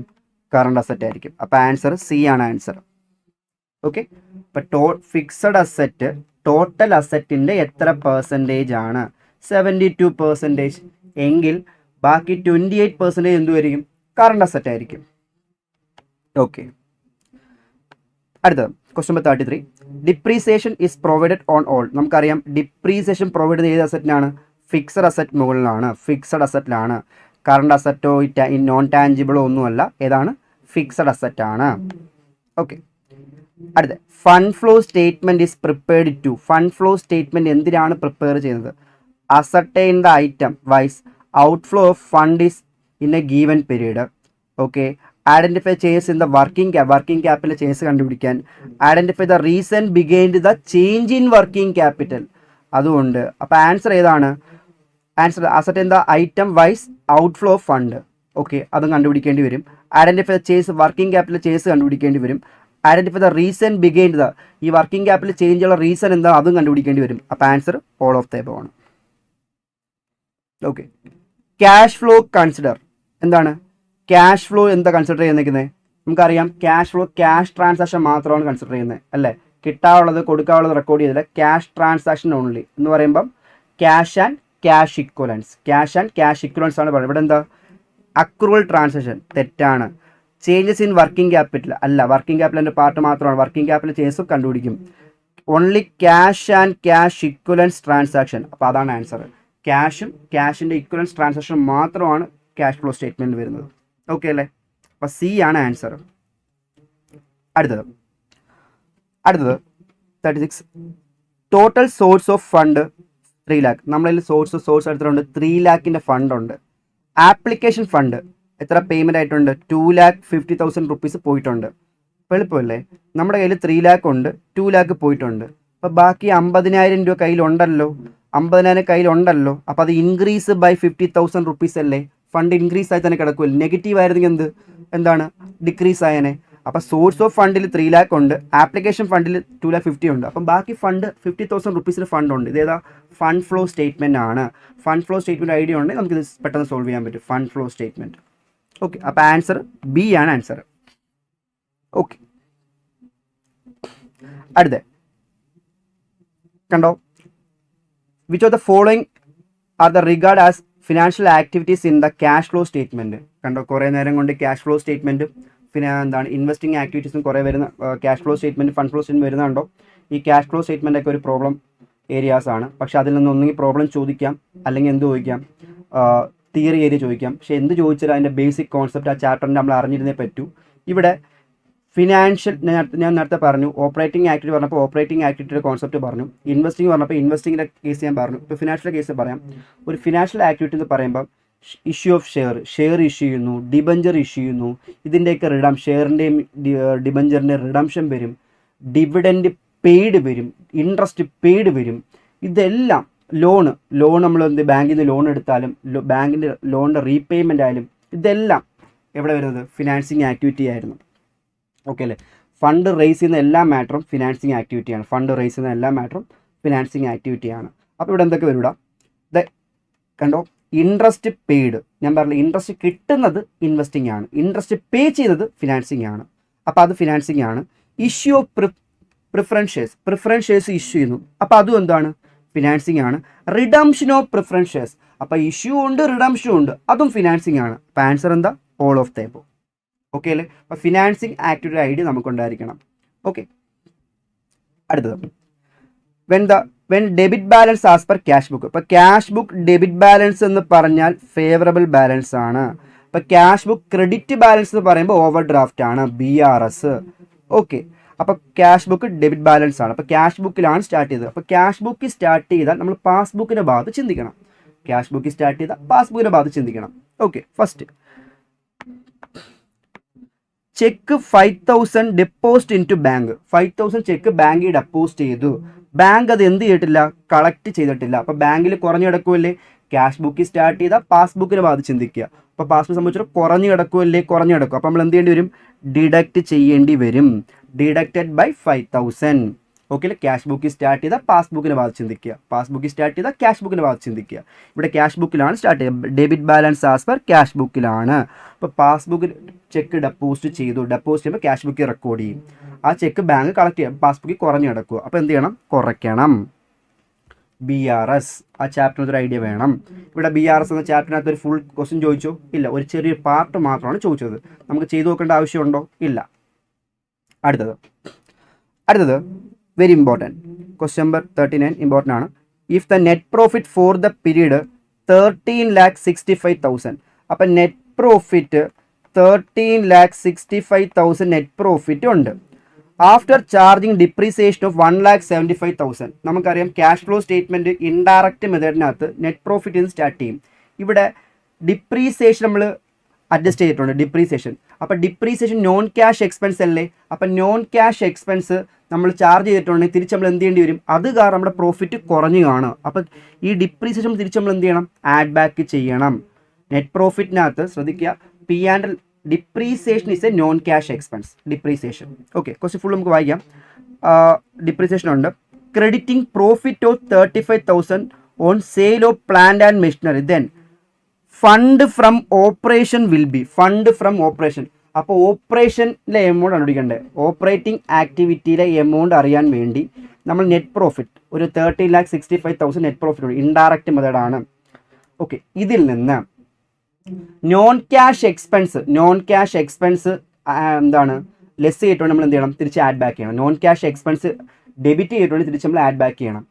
അതുപോലെ നോൺ ഓപ്പറേറ്റിംഗ് ഇൻകം ഉണ്ടെങ്കിൽ, ഓപ്പറേറ്റിംഗ് ഇൻകം അല്ല പക്ഷെ കയറിയിട്ടുണ്ട് ഇൻകം, അപ്പം എന്ത് ചെയ്യണം, ലെസ് ചെയ്യണം. ഇവിടെ depreciation is known cash expense അല്ലേ. അപ്പം നോൺ ക്യാഷ് എക്സ്പെൻസ് ഡെബിറ്റ് ചെയ്തില്ലേ, അപ്പോൾ അത് കാരണം പ്രോഫിറ്റ് കുറഞ്ഞില്ലേ, അപ്പോൾ തിരിച്ച് ആഡ് ബാക്ക് ചെയ്യണം. ആഡ് ഡിപ്രീസിയേഷൻ എത്രയാണ്, 1,75,000 ആഡ് ചെയ്യണം. പിന്നെ profit on sale of plant and machinery. ഒരു മെഷീനറി വിൽക്കുക എന്ന് പറഞ്ഞാൽ അതൊക്കെ ഇൻവെസ്റ്റിംഗ് ആക്ടിവിറ്റി പെടുന്നതാണ്, ഓപ്പറേറ്റിംഗ് ആക്ടിവിറ്റി അല്ല. അപ്പോൾ അത് നോൺ ഓപ്പറേറ്റിംഗ് ഇൻകം അല്ലേ. നോൺ ഓപ്പറേറ്റിംഗ് ഇൻകം ക്രെഡിറ്റ് ചെയ്തിട്ടുണ്ടെങ്കിൽ എന്ത് ചെയ്യണം, പ്രോഫിറ്റ് കൂടിക്കാണും, അപ്പോൾ തിരിച്ച് കുറയ്ക്കണം. ലെസ് എന്ത് ആ profit on sale of machinery, profit on sale of machinery ആ 35,000 ലെസ് ചെയ്യണം. ഇത് ലെസ് ചെയ്യുമ്പോൾ നമുക്ക് എത്ര കിട്ടും? 30,65,000 പ്ലസ് 1,75,000 മൈനസ് 35,000 ചെയ്യുമ്പോൾ 15,05,000 കിട്ടും. ഇതാണ് എടുക്കുന്ന ആൻസർ. ഓക്കെ അല്ലേ? ചെറിയ ഷോർട്ട് നോട്ട് എഴുതിയില്ലേ ചെയ്ത്? ഇല്ല, നമുക്ക് ആ പക്കയായിട്ട് അറിയാമെങ്കിൽ ജസ്റ്റ് കാൽക്കുലേറ്റർ തന്നെ ചെയ്ത് പോയാൽ മതി. ഇതിന് നോട്ട് ഇങ്ങനെ എഴുതേണ്ട ആവശ്യമൊന്നുമില്ല. നേരത്തെ പറഞ്ഞില്ല, ഒന്നെങ്കിൽ കാൽക്കുലേറ്റർ തന്നെ സോൾവ് ചെയ്യാനുള്ള ആൻസർ തന്നെയായിരിക്കും, ക്വസ്റ്റ്യൻ തന്നെയായിരിക്കും എക്സാമിന് വരുന്നത്. അടുത്ത which of the following is an example of investing activity. കണ്ടോ, ഓരോ ആക്ടിവിറ്റിയും എന്തൊക്കെയാണ് ഇൻക്ലൂഡ് ചോദിക്കുന്നത് കണ്ടോ. അപ്പോൾ എല്ലാ ആക്ടിവിറ്റിയെയും കുറിച്ച് നല്ലൊരു ഐഡിയ നമുക്ക് വേണം. ഇൻവെസ്റ്റിംഗ് ആക്ടിവിറ്റി എന്ന് പറയുമ്പോൾ ഒരു അസറ്റ് മേടിച്ചാലോ അസറ്റ് വിറ്റാലോ ഇതൊക്കെ ഇൻവെസ്റ്റിംഗ് ആക്ടിവിറ്റിയാണ്. പിന്നെ ഇൻട്രസ്റ്റ് കിട്ടി, ഇൻട്രസ്റ്റ് ഡിവിഡൻഡ് കിട്ടി, ഇതെല്ലാം എന്താണ്? Investing activity. അപ്പോൾ ഇൻട്രസ്റ്റും ഡിവിഡൻഡ് പേ ചെയ്യുന്നത് ഫിനാൻസിങ്ങും, ഇൻട്രസ്റ്റും ഡിവിഡൻഡ് കിട്ടുന്നത് ഇൻവെസ്റ്റിങ്ങുമാണ്. നമുക്ക് നോക്കാം. Sale of non current investment, investment വിറ്റ് ഇൻവെസ്റ്റിംഗ് ആക്ടിവിറ്റിയാണ്. പർച്ചേസ് ഓഫ് പുതിയ പ്ലാന്റ്, ന്യൂ പ്ലാന്റ് വാങ്ങിച്ച് ഇൻവെസ്റ്റിംഗ് ആണ്. ഇൻട്രസ്റ്റ് റിസീവ്ഡ്, ഇൻട്രസ്റ്റ് കിട്ടി, ഇൻട്രസ്റ്റ് കിട്ടുന്നതും എന്താണ്? ഇൻവെസ്റ്റിംഗ് ആണ്. അപ്പോൾ ആൻസർ എന്തോ? All of the above. അപ്പോൾ ഈ മൂന്ന് ട്രാൻസാക്ഷൻ എന്ത് തന്നെയാണ്? ഇൻവെസ്റ്റിംഗ് ആക്ടിവിറ്റി തന്നെയാണ്. ഓക്കെ അല്ലേ? Question number 41. Income tax paid is an example of. Income tax പേ ചെയ്യുന്നത് ഏത് ആക്ടിവിറ്റിയിലാണ് റെക്കോർഡ് ചെയ്യണത്? നമുക്കറിയാം, ഇപ്പോൾ ഓപ്പറേറ്റിംഗ് ആക്ടിവിറ്റി ആയിക്കോട്ടെ, ഓപ്പറേറ്റിംഗ് ആക്ടിവിറ്റിയിൽ ഇപ്പം ഇൻഡയറക്റ്റ് മുതലാണ് സ്റ്റാർട്ട് ചെയ്യുന്നതെങ്കിൽ നെറ്റ് പ്രോഫിറ്റ്, അതിൻ്റെ കൂടെ നോൺ ക്യാഷ് എക്സ്പെൻസ് നമ്മൾ ആഡ് ചെയ്യും, നോൺ ഓപ്പറേറ്റിംഗ് ഇൻകം നമ്മൾ ലെസ് ചെയ്യും, എന്നിട്ട് വർക്കിംഗ് ക്യാപിറ്റൽ ചേർത്ത് കണ്ടുപിടിക്കും. ഏറ്റവും അവസാനം എന്ത് ചെയ്യും? ഇൻകം ടാക്സ് പെയ്ഡ് ഉണ്ടെങ്കിൽ കുറച്ച് കൊടുക്കും. അപ്പോൾ ഇൻകം ടാക്സ് പേ ചെയ്യുന്നതെല്ലാം ഏത് ആക്ടിവിറ്റിയിലാണ് വരുന്നത്? ഓപ്പറേറ്റിംഗ് ആക്ടിവിറ്റിയിലാണ് റെക്കോർഡ് ചെയ്യണത്. ഓക്കെ അല്ലേ? അപ്പോൾ ഇൻകം ടാക്സ് പെയ്ഡ് റെക്കോർഡ് ചെയ്യണത് ഏത് ആക്ടിവിറ്റിയിലാണ്? ഓപ്പറേറ്റിംഗ് ആക്ടിവിറ്റിയിലാണ്. ഓക്കെ, അത് നിങ്ങൾ ഫോർമാറ്റ് പഠിക്കുമ്പോൾ മനസ്സിലാവും. And ideal liquidity ratio, liquidity ratio എത്ര വേണം? അതുപോലെ കറണ്ട് റേഷ്യോ എത്ര വേണം? കറണ്ട് റേഷ്യോ എന്ന് പറയുമ്പോൾ 2:1 ആയിരിക്കണം. എന്ന് പറയുമ്പോഴത്തേക്ക് രണ്ട് കറണ്ട് അസറ്റ് ഉണ്ടെങ്കിൽ അതിൻ്റെ പകുതി ആയിരിക്കണം കറണ്ട് ലയബിലിറ്റി. ലിക്വിഡിറ്റി റേഷ്യോ എന്ന് പറയുമ്പോൾ രണ്ട് ഈക്വൽ ആയിരിക്കണം, 1:1 ആയിരിക്കണം. അപ്പോൾ ലിക്വിഡിറ്റി റേഷ്യോ, ക്വിക്ക് അസറ്റും കറണ്ട് ലയബിലിറ്റിയും ഈക്വൽ ആയിരിക്കണം, 1:1 ആയിരിക്കണം. ഓക്കെ, ഇത് റേഷ്യോ എന്ന ചാപ്റ്ററിൽ വരുന്നതാണ്. Ideal liquidity ratio, quick ratio രണ്ട് ഒരേ പേര് തന്നെയാണ്. ലിക്വിഡിറ്റി റേഷ്യോ എത്ര? 1:1 തന്നെ വേണം. കറണ്ട് റേഷ്യോ 2:1 വേണം. ഏത് വേണമെങ്കിലും ചോദിക്കാം. ഓക്കെ, അടുത്ത വീണ്ടും റേഷ്യോ എന്ന ചാപ്റ്ററിൽ നിന്നാണ്. നോക്കും, which of the following ratio is calculated by using formula dividend per equity share. Dividend per equity share divided by earning per equity share. Dividend per equity share എന്ന് പറയുമ്പോൾ DPS divide by earning per share പറയുമ്പോൾ EPS. അപ്പോൾ DPS divide by EPS എന്ന് പറയുമ്പോൾ എന്ത് കണ്ടുപിടിക്കാനുള്ള ഫോർമുലയാണെന്ന് നമുക്ക് അറിഞ്ഞിരിക്കണം. അപ്പോൾ റേഷ്യോ എന്ന ചാപ്റ്ററിൽ കിടക്കുന്ന ഫോർമുലാസ് കുറച്ച് ബൈഹാർട്ട് ചെയ്തേ പറ്റൂ, അല്ല വേറെ ഓപ്ഷൻ ഒന്നുമില്ല. അപ്പോൾ അതിൻ്റെ ഏതാണ്? ഡിവിഡൻഡ് പേ ഔട്ട് റേഷ്യോ കണ്ടുപിടിക്കുന്ന ഇക്വേഷനാണ് DPS divided by EPS. Okay, അതായത് നമ്മൾ ആ റേഷ്യോ എന്ന ചാപ്റ്ററിൽ ആ ഫോർമുല പഠിക്കുക. അപ്പോൾ റേഷ്യോ എന്ന ചാപ്റ്റർ നമ്മൾ സ്കിപ്പ് ചെയ്യാൻ പറ്റുമോ? ഇല്ല, കാരണം റേഷ്യോ എന്ന് കുറേ ക്വസ്റ്റ്യൻസ് ചോദിച്ചിട്ടുണ്ട്. ഓക്കെ, ഒന്നെങ്കിൽ അതിനെ ജസ്റ്റ് ചെറിയ പ്രോബ്ലം ചോദിക്കാം, അല്ലെങ്കിൽ ഇക്വേഷൻസ് ബൈഹാർട്ട് ചെയ്തിട്ടുണ്ടെങ്കിൽ ഈസി ആയിട്ട് നമുക്ക് എന്ത് ചെയ്യാൻ പറ്റും? സ്കോർ ചെയ്യാൻ പറ്റും. ഓക്കെ, അപ്പോൾ DPS ഡിവൈഡ് ബൈ EPS പറയുമ്പോൾ എന്താണ്? Dividend pay out ratio. ഇത് തന്നെ ചോദിക്കണം നിർബന്ധമില്ല, വേറൊരു ക്വസ്റ്റ്യൻ ആണ് ചോദിക്കുക. അപ്പോൾ അതുകൊണ്ട് ഫോർമുല കുറച്ച് ബൈഹാർട്ട് ചെയ്ത് വെച്ചിരിക്കുക. ഓക്കെ, അടുത്തത് ക്വസ്റ്റ്യൻ. അപ്പോൾ ഇതിൻ്റെ answer dividend pay out ratio C ആണ് ആൻസർ. അടുത്ത question 44. Market price of ₹10 equity shares is ₹50. 10 share ഇപ്പോൾ 50 ആണ് മാർക്കറ്റ് പ്രൈസ്. അപ്പോൾ മാർക്കറ്റ് പ്രൈസ് പെർ ഷെയർ 50 ആണ്. എക്സ്പെക്റ്റഡ് റേറ്റ് ഓഫ് ഗ്രോത്ത് 12.5% ആണ്. ഏണിങ്സ് പെർ ഷെയർ, അപ്പോൾ EPS എത്രയാണ്? EPS 5 ആണ്. അപ്പോൾ price earning ratio will be, നമുക്കറിയാം price earning ratio, PE ratio. Price earning റേഷ്യോയുടെ ഇക്വേഷൻ അറിഞ്ഞിട്ടേ പറ്റൂ. എന്താണ്? Market price share divide by EPS. Market price of the shares divide by EPS എത്ര കിട്ടും? 10 കിട്ടും. 10 ആണ് ആൻസർ. അപ്പോൾ price earning ratio equation the market price of the shares divide by earnings per share. അപ്പോൾ answer 10 ആണ് answer. അടുത്തത് കണ്ടോ, ratio questions കുറേ ക്വസ്റ്റ്യൻ ചോദിക്കുന്നുണ്ടോ. അടുത്തെന്താണ്, കറണ്ട് റേഷ്യോ 2.5:1 ആണ്. വർക്കിംഗ് ക്യാപിറ്റൽ 3,60,000 ആണ്. ഓക്കെ, ഇത് മിക്കപ്പോഴും വരുന്ന ക്വസ്റ്റ്യൻ ആണിത്. ക്വസ്റ്റ്യൻ നമ്പർ 45 നമുക്ക് നോക്കാം. കറണ്ട് റേഷ്യോയുടെ ഇക്വേഷൻ എന്ന് പറയുമ്പോൾ current asset divided by current liability ആണ്. കറണ്ട് റേഷ്യോ നമുക്കറിയാം 2.5 ആണ്, divided by is equal to current asset divide by current liability. Therefore current asset എന്ന് പറയുമ്പോൾ എന്തുമായിരിക്കും, 2.5 CL ആണ് current asset. Okay, working capital equation എന്താണ്, working capital current asset minus current liability അല്ലേ. അതെ, അവിടെ കറണ്ട് അസറ്റ് എന്ന് പറഞ്ഞാൽ നമുക്ക് എന്ത് എടുക്കണേ പറ്റൂ, ഇവിടെ വർക്കിംഗ് ക്യാപിറ്റൽ 3,60,000 എന്ന് പറഞ്ഞിട്ടുണ്ട്. അപ്പോൾ വർക്കിംഗ് ക്യാപിറ്റൽ 3,60,000 ആണ് വർക്കിംഗ് ക്യാപിറ്റൽ. കറണ്ട് അസറ്റ് എന്ന് പറയുമ്പോൾ 2.5 CL ആണ്. അപ്പോൾ ഇവിടെ 2.5 CL എടുക്കുക മൈനസ് CL. ഓക്കെ, അപ്പോൾ ഇത് സോൾവ് ചെയ്യണം. ഞാൻ ഒരു സ്റ്റെപ്പ് വിട്ട് തരാം. 3,60,000 വർക്കിംഗ് ക്യാപിറ്റൽ, ഇവിടെ 1 ആണ്. അപ്പോൾ 1.5 CL കിട്ടും. Therefore current liability equal to എന്ത്, 3,60,000 ഡിവൈഡഡ് ബൈ 1.5. ഇത്ര സ്റ്റെപ്പിൻ്റെ ആവശ്യമൊന്നുമില്ല. ഡിവൈഡഡ് ബൈ 1.5 ചെയ്യുമ്പോൾ എത്ര കിട്ടും, കറണ്ട് ലൈബിലിറ്റി എന്നത് 2,40,000 റുപ്പീസ് കിട്ടും. ഓക്കെ, ഈ കറണ്ട് ലൈബിലിറ്റി അപ്പോൾ ദെയർഫോർ കറണ്ട് അസറ്റ് എത്രയായിരിക്കും, ഇവിടെ ഇപ്പോൾ കറണ്ട് ലൈബിലിറ്റി ഇൻറ്റു 2.5 അല്ലേ, കറണ്ട് ലൈബിലിറ്റി 2,40,000 ആണ് ഇൻറ്റു 2.5. അപ്പോൾ 2,40,000 ഇൻറ്റു 2.5 ചെയ്യുമ്പോൾ എത്ര കിട്ടും, 6 lakh ആണ് കറണ്ട് അസറ്റ്. 6 lakh. അങ്ങനെ ആൻസർ എല്ലാം കിടപ്പുണ്ടെന്ന് നോക്കിയേ. 6 lakh ആണ് കറണ്ട് അസറ്റ്. ഇത് എപ്പോഴും ചോദിക്കുന്ന ഒരു ക്വസ്റ്റ്യൻ ആണിത്, നല്ലൊരു ക്വസ്റ്റ്യൻ ആണിത്. ഓക്കെ, സിമ്പിൾ ക്വസ്റ്റ്യൻ ആണ്. അതെ, long time solvency is indicated by, ഇതാണ് വീണ്ടും റേഷ്യോയിൽ നിന്നൊരു question. Long time solvency is indicated. അപ്പം ഇവിടെ തന്നെ ലോങ് ടൈം സോൾവൻസി ഉണ്ട്, ഷോർട്ട് ടൈം സോൾവൻസി ഉണ്ട്, പ്രോഫിറ്റബിലിറ്റി റേഷ്യോ ഉണ്ട്. അപ്പോൾ ഏതിൻ്റെയൊക്കെ അണ്ടറിൽ ഏതൊക്കെ റേഷ്യോസ് വരുന്ന ഒരു ആദ്യം ഒരു ധാരണ നമുക്ക് വേണം. ഇവിടെ ലോങ് ടൈം സോൾവൻസി റേഷ്യോയിൽ ലോങ് ടൈം ലൈബിലിറ്റീസ് ഒക്കെ ആയിരിക്കും വരുന്നത്. അപ്പോൾ ഏതാണ് വരുന്നത്, കറണ്ട് റേഷ്യോ വരില്ല, ഓപ്പറേറ്റിംഗ് റേഷ്യോ വരില്ല, നെറ്റ് പ്രോഫിറ്റ് റേഷ്യോ ഒക്കെ പ്രോഫിറ്റബിലിറ്റി റേഷ്യോയുടെ അണ്ടറിലായി. അപ്പോൾ ഏതാ വരുന്നത്, ഡെപ്റ്റ് ഇക്വിറ്റി റേഷ്യോ ആണ് ലോങ് ടൈം സോൾവൻസി റേഷ്യോയുടെ അണ്ടറിൽ വരുന്നത്. ഡെപ്റ്റ് ഇക്വിറ്റി റേഷ്യോ ഇവിടെ ഫസ്റ്റ് ആ ഫ്രണ്ട് പേജിൽ തന്നെ റേഷ്യോ എന്ന ചാപ്റ്റർ ഓബ്ജക്റ്റ് നമുക്ക് അറിയാം. ഓരോ റേഷ്യോസിൻ്റെ മെയിൻ ഹെഡ് കൊടുത്തിട്ടുണ്ട്. ആ ഹെഡിൻ്റെ അണ്ടറിൽ ഏതൊക്കെ ടൈപ്പ് ഓഫ് റേഷ്യോസ് ആണ് വരുന്നത് കിടപ്പുണ്ട്. അത് ജസ്റ്റ് നോട്ട് ചെയ്താൽ മാത്രം, സിമ്പിൾ ക്വസ്റ്റ്യൻ ആണത്.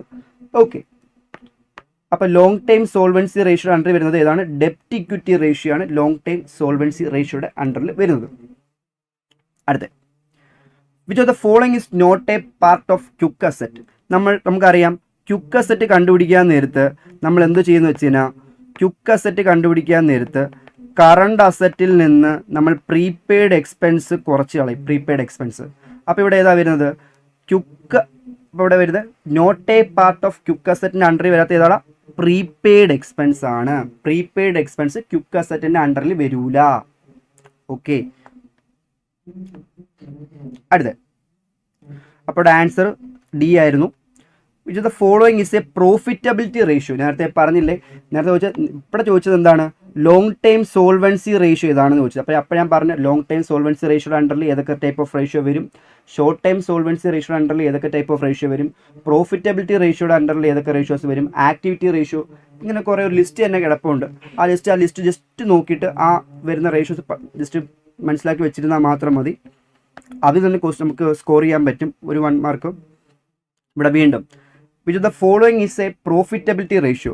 പ്രോഫിറ്റബിലിറ്റി റേഷ്യോയുടെ അണ്ടറിൽ വരുന്നത് ഞങ്ങൾ പറയാം, റിട്ടേൺ ഓൺ ക്യാപിറ്റൽ എംപ്ലോയ്ഡ് ആണ്. റിട്ടേൺ ഓൺ ക്യാപിറ്റൽ എംപ്ലോയ്ഡ് ആണ് പ്രോഫിറ്റബിലിറ്റി റേഷ്യോയുടെ അണ്ടറിൽ വരുന്ന ഒരു റേഷ്യോ. ബാക്കിയെല്ലാം വേറെ റേഷ്യോസ് ആണ്. അപ്പോൾ റിട്ടേൺ ഓൺ ക്യാപിറ്റൽ എംപ്ലോയ്ഡ് എന്താണ്, പ്രോഫിറ്റബിലിറ്റി റേഷ്യോയുടെ അണ്ടറിൽ തന്നെ വരുന്ന ഒരു ടൈപ്പ് ഓഫ് റേഷ്യോ ആണ്. ഓക്കെ, അടുത്ത, which of the following is odd one. അറിയാം നമുക്ക്, original cost, estimate a useful life, market value, estimate salvage value. ഏതായിരിക്കും ആലോചിച്ച്.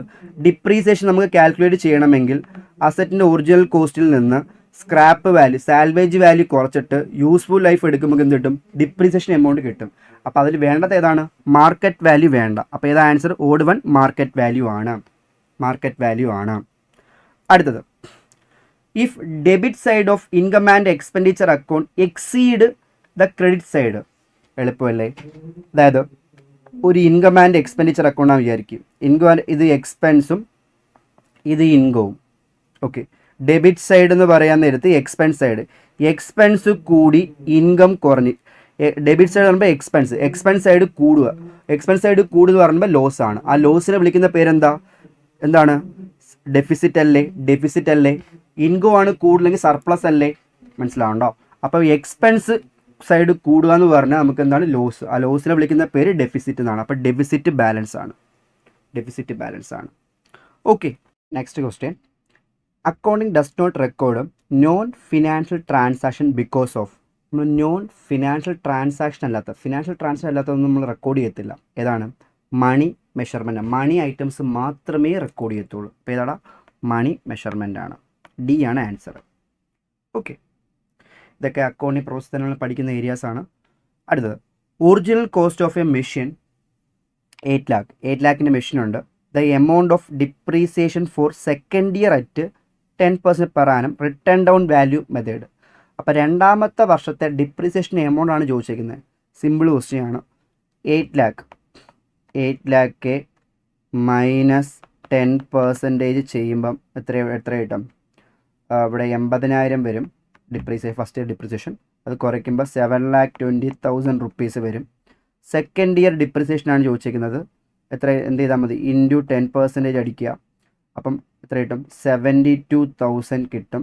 സെക്കൻഡ് ഇയറിലെ വാല്യൂ ചോദിച്ചാൽ സെക്കൻഡ് ഇയറിലെ ഡിപ്രീസിയേഷൻ എമൗണ്ട് ആണ് ചോദിച്ചത്. അപ്പോൾ 72,000 ആണ് ആൻസർ. അപ്പോൾ ബി ആണ് ആൻസർ. ഓക്കെ, ശ്രദ്ധിച്ച് ചെയ്യണം. ഓക്കെ, വീണ്ടും അടുത്ത ക്വസ്റ്റ്യൻ നമ്പർ 53. ഇതുപോലത്തെ ക്വസ്റ്റ്യൻ നമ്മൾ ഓൾറെഡി ഫസ്റ്റ് ചെയ്തായിരുന്നു. റിപ്പീറ്റഡ് ക്വസ്റ്റ്യൻ ആണ്. എങ്കിലും നമുക്ക് നോക്കാം. രാമു പർച്ചേസ്ഡ് ഗുഡ്സ് 2 lakhൻ്റെ ഗുഡ്സ് വാങ്ങിച്ചു. ഓക്കെ, അതിൽ ഫോർ ക്യാഷിനാണ് വാങ്ങിച്ചത്. 10% ട്രേഡ് ഡിസ്കൗണ്ട് ആണ്, 5% ക്യാഷ് ഡിസ്കൗണ്ട് ആണ്. അപ്പോൾ ഇവിടെ നമ്മൾ റെക്കോർഡ് ചെയ്യാൻ നേരത്ത് അപ്പോൾ എത്ര രൂപ പർച്ചേസ് അക്കൗണ്ട് ഡെബിറ്റ് ചെയ്യും? നമുക്കറിയാം നമ്മൾ കട ചെന്നപ്പോൾ 2 lakhൻ്റെ സാധനമാണ്, 10% ട്രേഡ് ഡിസ്കൗണ്ട്. ഇപ്പോൾ എടുക്കുവാണെങ്കിൽ 10% കുറച്ച് തരാം. അപ്പോൾ നമ്മൾ എത്ര രൂപയ്ക്കാണ് വാങ്ങിച്ചേക്കുന്നത്? 2 lakh മൈനസ് 10% ട്രേഡ് ഡിസ്കൗണ്ട് ബുക്കിൽ റെക്കോർഡ് ചെയ്യില്ല. അത് അഡ്ജസ്റ്റ് ചെയ്തിട്ടുള്ള എമൗണ്ട് റെക്കോർഡ് ചെയ്തിട്ടുള്ളൂ. അപ്പോൾ ഈ 1,80,000 റുപ്പീസിനാണ് നമ്മൾ പർച്ചേസ് അക്കൗണ്ട് ഡെബിറ്റ് ചെയ്യത്തുള്ളൂ. പിന്നെ പേയ്മെൻറ്റ് കൊടുക്കുമ്പോൾ ക്യാഷ് 5% കുറച്ച് കൊടുക്കും. അത് ക്യാഷ് ഡിസ്കൗണ്ട്. പർച്ചേസ് ചെയ്യുമ്പോൾ കിട്ടുന്ന ഡിസ്കൗണ്ട് ആണ് എന്ത്? Trade discount. ഓക്കെ, ആ ട്രേഡ് ഡിസ്കൗണ്ട് ബുക്കിൽ റെക്കോർഡ് ചെയ്യില്ല. ആ 20,000 റുപ്പീസ് ബുക്കിൽ റെക്കോർഡ് ചെയ്യത്തില്ല. അത് കുറച്ചുള്ള എമൗണ്ട് റെക്കോർഡ് ചെയ്യത്തുള്ളൂ. അപ്പം എത്ര രൂപയ്ക്ക് നമ്മൾ വാങ്ങിച്ചിരിക്കുന്നത്? 1,80,000 റുപ്പീസാണ് വാങ്ങിച്ചിരിക്കുന്നത്. അപ്പോൾ സി ആണ് ആൻസർ. സെയിം ക്വസ്റ്റ്യൻ നമ്മൾ തൊട്ടുമ്പോൾ വർക്കൗട്ട് ചെയ്തായിരുന്നു. ഓക്കെ, ക്വസ്റ്റ്യൻ റിപ്പീറ്റ് ആയി. അടുത്തത്, ഇത് ക്വസ്റ്റ്യൻ നമ്പർ 54. ഇമ്പോർട്ടൻറ്റ് ക്വസ്റ്റ്യൻ ആണ്. ശ്രദ്ധിക്കുക. The manager is entitle to a commission of 3% on net profit after deducting this commission. അപ്പോൾ നെറ്റ് പ്രോഫിറ്റ് ബിഫോർ കമ്മീഷനും ഉണ്ട്, ആഫ്റ്റർ കമ്മീഷനും ഉണ്ട്. ഈ ക്വസ്റ്റ്യൻ പറഞ്ഞിരിക്കുന്നത് ആഫ്റ്റർ കമ്മീഷൻ അല്ലേ? അപ്പോൾ അതുകൊണ്ട് നെറ്റ് പ്രോഫിറ്റ് ആഫ്റ്റർ കമ്മീഷനെ നമ്മൾ 100 എന്ന് എടുക്കണം. ബിഫോർ ആണെങ്കിൽ ബിഫോറിനെ 100 എടുക്കണം, ആഫ്റ്റർ ആണെങ്കിൽ ആഫ്റ്ററിനെ 100 എടുക്കുക. ഓക്കെ, ഇനി കമ്മീഷൻ എത്രയാണ് എമൗണ്ട്? കമ്മീഷൻ എമൗണ്ട് എത്രയാണ്? കമ്മീഷൻ 3 അല്ലേ? 3 എങ്കിൽ നെറ്റ് പ്രോഫിറ്റ് ബിഫോർ കമ്മീഷൻ എത്രയായിരിക്കും? നെറ്റ് പ്രോഫിറ്റ് ബിഫോർ കമ്മീഷൻ എത്രയായിരിക്കും? 103 അല്ലേ? നെറ്റ് പ്രോഫിറ്റ് കുറയ്ക്കുന്നതിന് മുൻപ് 103. അപ്പോൾ ആഫ്റ്റർ എത്ര? 100. ഇവിടെ ക്വസ്റ്റ്യൻ പറയുന്നുണ്ട് നെറ്റ് പ്രോഫിറ്റ് ആഫ്റ്റർ കമ്മീഷൻ എന്ന് പറയുവാണെങ്കിൽ നെറ്റ് പ്രോഫിറ്റ് ആഫ്റ്റർ കമ്മീഷൻ 100 എടുക്കുക. കമ്മീഷൻ 3. അപ്പോൾ ബിഫോർ എത്ര? 103. ഓക്കെ, 103 അങ്ങനെ കിട്ടി, മനസ്സിലായല്ലോ. അത് ആഫ്റ്ററിന് മുമ്പ് ഇത് ആഡ് ബാക്ക് ചെയ്യേണ്ടി വരും. ഓക്കെ, ഇവിടെ ക്വസ്റ്റ്യൻ നെറ്റ് പ്രോഫിറ്റ് തന്നിട്ടുണ്ട്. ഈ തന്നിരിക്കുന്ന പ്രോഫിറ്റ് ഇൻട്രസ്റ്റ് ഓൺ ക്യാപിറ്റലും കമ്മീഷനും കുറയ്ക്കുന്നതിന് മുൻപുള്ള നെറ്റ് പ്രോഫിറ്റ് ആണ്. അപ്പോൾ നമുക്ക് ഇൻട്രസ്റ്റ് ഓൺ ക്യാപിറ്റലും കുറച്ച് കളയാം. അപ്പോൾ 1,09,000 റുപ്പീസ് പ്രോഫിറ്റ് ഉണ്ട്. അതിൽ നിന്ന് ഈ 1,09,000 പ്രോഫിറ്റ് എന്നത് before commission and before interest ആണ്. അപ്പോൾ ഇൻട്രസ്റ്റ് കുറയ്ക്കാം. ഇൻട്രസ്റ്റ് എത്രയാണ്? 6,000 അല്ലേ? അപ്പോൾ 6,000 ഇൻട്രസ്റ്റ് കുറയ്ക്കുമ്പോൾ നമുക്ക് എത്ര കിട്ടും? 1,03,000 റുപ്പീസ് കിട്ടും. ഇപ്പോൾ ഇത് ഈ കിട്ടിയ നെറ്റ് പ്രോഫിറ്റ് എന്തുവാ? Net profit before commission. നമ്മൾ അതിന് ഇൻട്രസ്റ്റ് ലെസ് ചെയ്ത് കളഞ്ഞു. അപ്പോൾ ഈ കിട്ടിയ നെറ്റ് പ്രോഫിറ്റ് 1,03,000 എന്നത് നെറ്റ് പ്രോഫിറ്റ് ബിഫോർ കമ്മീഷനാണ്. കമ്മീഷൻ കുറച്ചിട്ടില്ലല്ലോ, ഇൻട്രസ്റ്റ് ഓൺ ക്യാപിറ്റൽ മാത്രമേ കുറച്ച് വന്നിട്ടുള്ളൂ. അപ്പോൾ നമുക്കറിയാം ഈ 1,03,000 റുപ്പീസ് എന്നത് നെറ്റ് പ്രോഫിറ്റ് ബിഫോർ കമ്മീഷൻ അല്ലേ. നെറ്റ് പ്രോഫിറ്റ് ബിഫോർ കമ്മീഷൻ എത്രയാണ്? 103. അപ്പോൾ ഈ 1,03,000 എന്നത് 103 ആണെങ്കിൽ നമുക്ക് കണ്ടുപിടിക്കേണ്ട എമൗണ്ട് എന്തുവാ? മാനേജറിൻ്റെ കമ്മീഷൻ അല്ലേ. കമ്മീഷൻ എത്ര? 3 അല്ലേ. ഇൻറ്റു 3 കണ്ടുപിടിക്കേണ്ടത് ഇൻറ്റു ചെയ്യുക. അപ്പോൾ എത്ര കിട്ടും? 1,03,000 ഡിവൈഡഡ് ബൈ 103 ഇൻറ്റു 3 എത്രയാണ്? 3,000 രൂപയാണ് കമ്മീഷൻ എമൗണ്ട്. ഇവിടെ നെറ്റ് പ്രോഫിറ്റ് ആഫ്റ്റർ കമ്മീഷൻ എന്ന് പറഞ്ഞുകൊണ്ട് ആഫ്റ്റർ കമ്മീഷൻ 100 എടുത്തു. എന്നിട്ട് കമ്മീഷൻ എമൗണ്ടിനെ 3. എന്നിട്ട് നെറ്റ് പ്രോഫിറ്റ് ബിഫോർ കമ്മീഷൻ എത്രയാണ്? 103. എന്നിട്ട് നമുക്ക് അതായത് 1,09,000 റുപ്പീസ് നെറ്റ് പ്രോഫിറ്റ് തന്നിട്ടുണ്ട്. 1,09,000 റുപ്പീസ് നെറ്റ് പ്രോഫിറ്റ് തന്നിട്ടുണ്ട്. അത് കമ്മീഷനും ഇൻട്രസ്റ്റ് ഓൺ ക്യാപിറ്റൽ കുറയ്ക്കുന്നതിന് മുൻപുള്ള. അപ്പം നമുക്ക് ഇൻട്രസ്റ്റ് ഓൺ ക്യാപിറ്റൽ കുറച്ച് കളയാം. അപ്പം നെറ്റ് പ്രോഫിറ്റ് ബിഫോർ കമ്മീഷൻ കിട്ടും. ബിഫോർ 1,03,000. ഈ ബിഫോർ കമ്മീഷൻ എത്ര പെർസെൻറ്റേജാണ്? 103 ഇൻറ്റു കണ്ടുപിടിക്കേണ്ട എമൗണ്ട് എന്തുവാ? ആഫ്റ്റർ കമ്മീഷൻ ആണോ? അല്ല. എന്ത്? കമ്മീഷൻ. അതുകൊണ്ട് ഇൻറ്റു 3 അടിക്കുക. ആഫ്റ്റർ കമ്മീഷൻ ആയിരുന്നെങ്കിൽ ഇൻറ്റു 100 അടിച്ചേനെ. ഓക്കെ. അപ്പോൾ 3,000 ആണ് answer. Very important question. Okay, അടുത്ത ക്വസ്റ്റ്യൻ വളരെ ഇമ്പോർട്ടൻ്റ് ആണ്. ഇതൊക്കെ ഫൈനൽ അക്കൗണ്ട്സിൽ നിന്നുള്ള ക്വസ്റ്റ്യൻസ് ആണ്. Sales opening stock, closing stock. അപ്പോൾ സെയിൽസ് 3 lakh ഉണ്ട്, ഓപ്പണിംഗ് സ്റ്റോക്ക് 40,000 ഉണ്ട്, ക്ലോസിംഗ് സ്റ്റോക്ക് 50,000 ഉണ്ട്. The rate of gross profit എന്നത് 25% ഓൺ കോസ്റ്റാണ്. അപ്പോൾ ഗ്രോസ് പ്രോഫിറ്റ് 25% കോസ്റ്റിനാണ്. അതുകൊണ്ട് കോസ്റ്റിനെ 100 എടുക്കണം. പ്രോഫിറ്റ് 25. അപ്പോൾ ദെയർഫോർ സെല്ലിംഗ് പ്രൈസ് എന്നത് 125 ആണ്. ഓക്കെ, ഇവർക്ക് വേണ്ടത് എമൗണ്ട് ഓഫ് പർച്ചേസ് ആണ് വേണ്ടത്. പർച്ചേസിൻ്റെ എമൗണ്ട് വേണം. ഓക്കെ, ഭയങ്കര സിമ്പിളാണ്. ഇവിടെ നോക്കുക, ഇവിടെ സെയിൽസ് തന്നിട്ടുണ്ട്. സെയിൽസിൻ്റെ എമൗണ്ട് എത്രയാണ്? സെയിൽസിൻ്റെ എമൗണ്ട് 3 lakh തന്നിട്ടുണ്ട്. Sales 3 lakh. ഓക്കെ, അപ്പം നമുക്ക് cost of goods sold, cost കണ്ടുപിടിക്കാൻ എന്ത് ചെയ്യണം? ഈ 3 lakh സെയിൽസ് എത്രയാണ്? 3 lakh. എത്രയാണ്? അത് 125 അല്ലേ. എങ്കിൽ കോസ്റ്റ് എത്രയാണ്? കോസ്റ്റ് കണ്ടുപിടിക്കാൻ 100 അടിക്കണം. അപ്പം 3 lakh ഡിവൈഡഡ് ബൈ 125 ഇൻറ്റു 100 അടിച്ച് എത്ര കിട്ടും? അപ്പോൾ cost of goods sold, cost 2,40,000 റുപ്പീസാണ് കോസ്റ്റ്. ഓക്കെ, ഇവിടെ ഗ്രോസ് പ്രോഫിറ്റ് 25% ഓൺ കോസ്റ്റ് എന്ന് പറഞ്ഞുകൊണ്ട് കോസ്റ്റ് 100 എടുക്കുക, profit 25, selling price 125. Okay, sales 3 lakh. അപ്പോൾ therefore cost of goods sold എന്ന് പറയുമ്പം 3 lakh സെയിൽസ് എന്നത് നമ്മൾ 3 ലക്ഷം രൂപയ്ക്ക് വിറ്റു. ഓക്കെ, അതിനകത്ത് അത് 125 ആണ്, 125% ആണ് സെയിൽസ്. എങ്കിൽ കോസ്റ്റായ 100 എത്ര? 2,40,000. നമുക്കറിയാം ഇവിടെ കോസ്റ്റ് ഓഫ് ഗുഡ്സ് സോൾഡ് കണ്ടുപിടിക്കുന്ന equation opening stock plus purchase plus direct expenses minus closing stock അല്ലേ. ഇവിടെ കോസ്റ്റ് ഓഫ് ഗുഡ്സ് സോൾഡ് 2,40,000 ഉണ്ട്. ഓക്കെ, ഓപ്പണിംഗ് സ്റ്റോക്ക് എമൗണ്ട് 40,000 രൂപ. ഓപ്പണിംഗ് സ്റ്റോക്ക് 40,000 രൂപ. പർച്ചേസ് എമൗണ്ട് അറിയില്ല, ഡയറക്റ്റ് എക്സ്പെൻസ് ഇല്ല, ക്ലോസിംഗ് സ്റ്റോക്ക് 50,000 രൂപ. Therefore purchase എങ്ങനെ കണ്ടുപിടിക്കും? സിമ്പിൾ അല്ലേ. ഈ 2,40,000 നിന്ന് ഇത് പ്ലസ് അല്ലേ, ഇത് മൈനസ് ചെയ്യണം, ഇതെന്ത് ചെയ്യേണ്ടി വരും? പ്ലസ് ചെയ്യേണ്ടി വരും. അപ്പോൾ 2,40,000 കൂടെ പ്ലസ് ഈ 50,000 രൂപ പ്ലസ് ചെയ്തിട്ട് എന്ത് ചെയ്താൽ മതി? ഈ 40,000 റുപ്പീസ് ലെസ് ചെയ്താൽ മതി. Okay, 2,40,000 plus 50,000 minus 40,000. അപ്പോൾ എത്ര കിട്ടും? Therefore purchase equal to 2,50,000 rupees നമുക്ക് കിട്ടും. അങ്ങനെയുള്ള എമൗണ്ട് ഉണ്ടോ നോക്കി, ഇതാണ്ടുണ്ട്. അപ്പോൾ ഓപ്ഷൻ എ ആണ് ആൻസർ. ഓക്കെ, നമുക്ക് trading and P and account വരച്ചും കണ്ടുപിടിക്കാൻ പറ്റും, ഇങ്ങനെ ചെയ്യാൻ പറ്റും. ഇങ്ങനെ പറയാനുള്ള കാരണം ഈ കോസ്റ്റ് ഓഫ് ഗുഡ്സ് സോൾഡിൻ്റെ ഇക്വേഷൻ ജസ്റ്റ് ഒന്ന് റിമൈൻഡ് ചെയ്യാമെന്ന് മാത്രമാണ്. അതുകൊണ്ടാണ് ഇത് പറഞ്ഞത്. അല്ലെങ്കിൽ ഞാൻ അക്കൗണ്ട് വരച്ച് തന്നെ ചെയ്യുന്നതിന് കുഴപ്പമില്ല, എങ്ങനെ വേണമെങ്കിലും ചെയ്യാം. ഓക്കെ, അടുത്തൊരു വെറൈറ്റി കോൺസെപ്റ്റാണ്. Dash concept assume infinite life നമുക്കറിയാം, ഉടനെ ചാടി കയറി ഗോയിങ് കൺസേൺ എടുക്കരുത്. ഇൻഫിനിറ്റ് ലൈഫ് എന്ന് പറയുമ്പോഴത്തേക്ക് നമുക്കറിയാം ഗോയിങ് കൺസേൺ ആണ്. ഓക്കെ, പക്ഷേ അത് can be split into period wise split ചെയ്യാൻ പോകുമോ, 1 ഇയർ 6 മന്ത് 3 മാസം, പീരീഡ് വൈസ് സ്പ്ലിറ്റ് ചെയ്യുക, ഫിനാൻഷ്യൽ ഇയറിനെ സ്പ്ലിറ്റ് ചെയ്യുക എന്ന് പറയുമ്പോഴത്തേക്ക് അക്കൗണ്ടിങ് പീരീഡ് കോൺസെപ്റ്റാണ്, അക്കൗണ്ടിങ് പീരീഡ് ആണ്. ഓക്കെ, ഇൻഫിനിറ്റ് ലൈഫ് എന്ന് പറയുമ്പോൾ എന്താണ്, ഗോയിങ് കൺസേൺ ആണ്. അത് സ്പ്ലിറ്റ് ഇൻ ടു എന്ത് സ്മോളർ പീരീഡ് ആക്കി മാറ്റും എന്ന് പറയുമ്പോഴത്തേക്ക് എന്താണ്, അക്കൗണ്ടിങ് പീരീഡ് കോൺസെപ്റ്റാണ്. ഓക്കെ, അപ്പോൾ നമുക്ക് ഓർഗനൈസേഷൻ പെർഫോമൻസ് ഒക്കെ പെട്ടെന്ന് അറിയാൻ പറ്റും. 6 മാസത്തെ പെർഫോമൻസ്, 3 മാസത്തെ പെർഫോമൻസ് ഒക്കെ നമുക്ക് അറിയാൻ പറ്റും. ഓക്കെ, അടുത്ത ക്വസ്റ്റ്യൻ നമ്പർ 57 നോക്കാം. ഇതിനകത്ത് ദ ഓപ്പണിംഗ് ഇൻവെൻട്രി 1,20,000 തന്നിട്ടുണ്ട്. ക്ലോസിംഗ് ഇൻവെൻട്രി ഉണ്ട്, അതായത് ഓപ്പണിംഗ് സ്റ്റോക്കും ക്ലോസിംഗ് സ്റ്റോക്കും ഉണ്ട്. കോസ്റ്റ് ഓഫ് ഗുഡ്സ് സോൾഡും ഉണ്ട്. Inventory stock turnover ratio. Okay, അപ്പം പെട്ടുപോയല്ലോ. സ്റ്റോക്ക് ടേൺ ഓവർ റേഷ്യോയുടെ ഇക്വേഷൻ അറിയാതെ ചെയ്യാൻ പറ്റൂ? ഇല്ല. അപ്പോൾ സ്റ്റോക്ക് ടേൺ ഓവർ റേഷ്യോയുടെ ഇക്വേഷൻ നമ്മൾ പഠിച്ചിരിക്കണം. എന്താണ് ഇക്വേഷൻ? എന്താണ് stock turnover ratio equation എന്ന് പറയുമ്പോൾ cost of goods sold divide by average inventory എന്നല്ലേ. ഇവിടെ കോസ്റ്റ് ഓഫ് ഗുഡ്സ് സോൾഡ് തന്നിട്ടുണ്ട്, എത്രയാണ്, 12 lakh. ആവറേജ് ഇൻവെൻട്രി എന്ന് പറയുമ്പോൾ എന്താ, ഓപ്പണിംഗ് ഇൻവെൻട്രിയും ക്ലോസിംഗ് ഇൻവെൻട്രിയും ആഡ് ചെയ്തിട്ട് ഡിവൈഡ് ബൈ 2 അടിച്ചാൽ പോരെ. ഓപ്പണിംഗ് ഇൻവെൻട്രി എത്രയാണ്, ആവറേജ് ഇൻവെൻട്രി എന്ന് പറയുമ്പം opening inventory 1,20,000 plus 1,80,000 divided by 2 എത്ര കിട്ടും, 3 lakh. Total 3 lakh divide by 2 എന്ന് പറയുമ്പോൾ 1,50,000 അല്ലേ.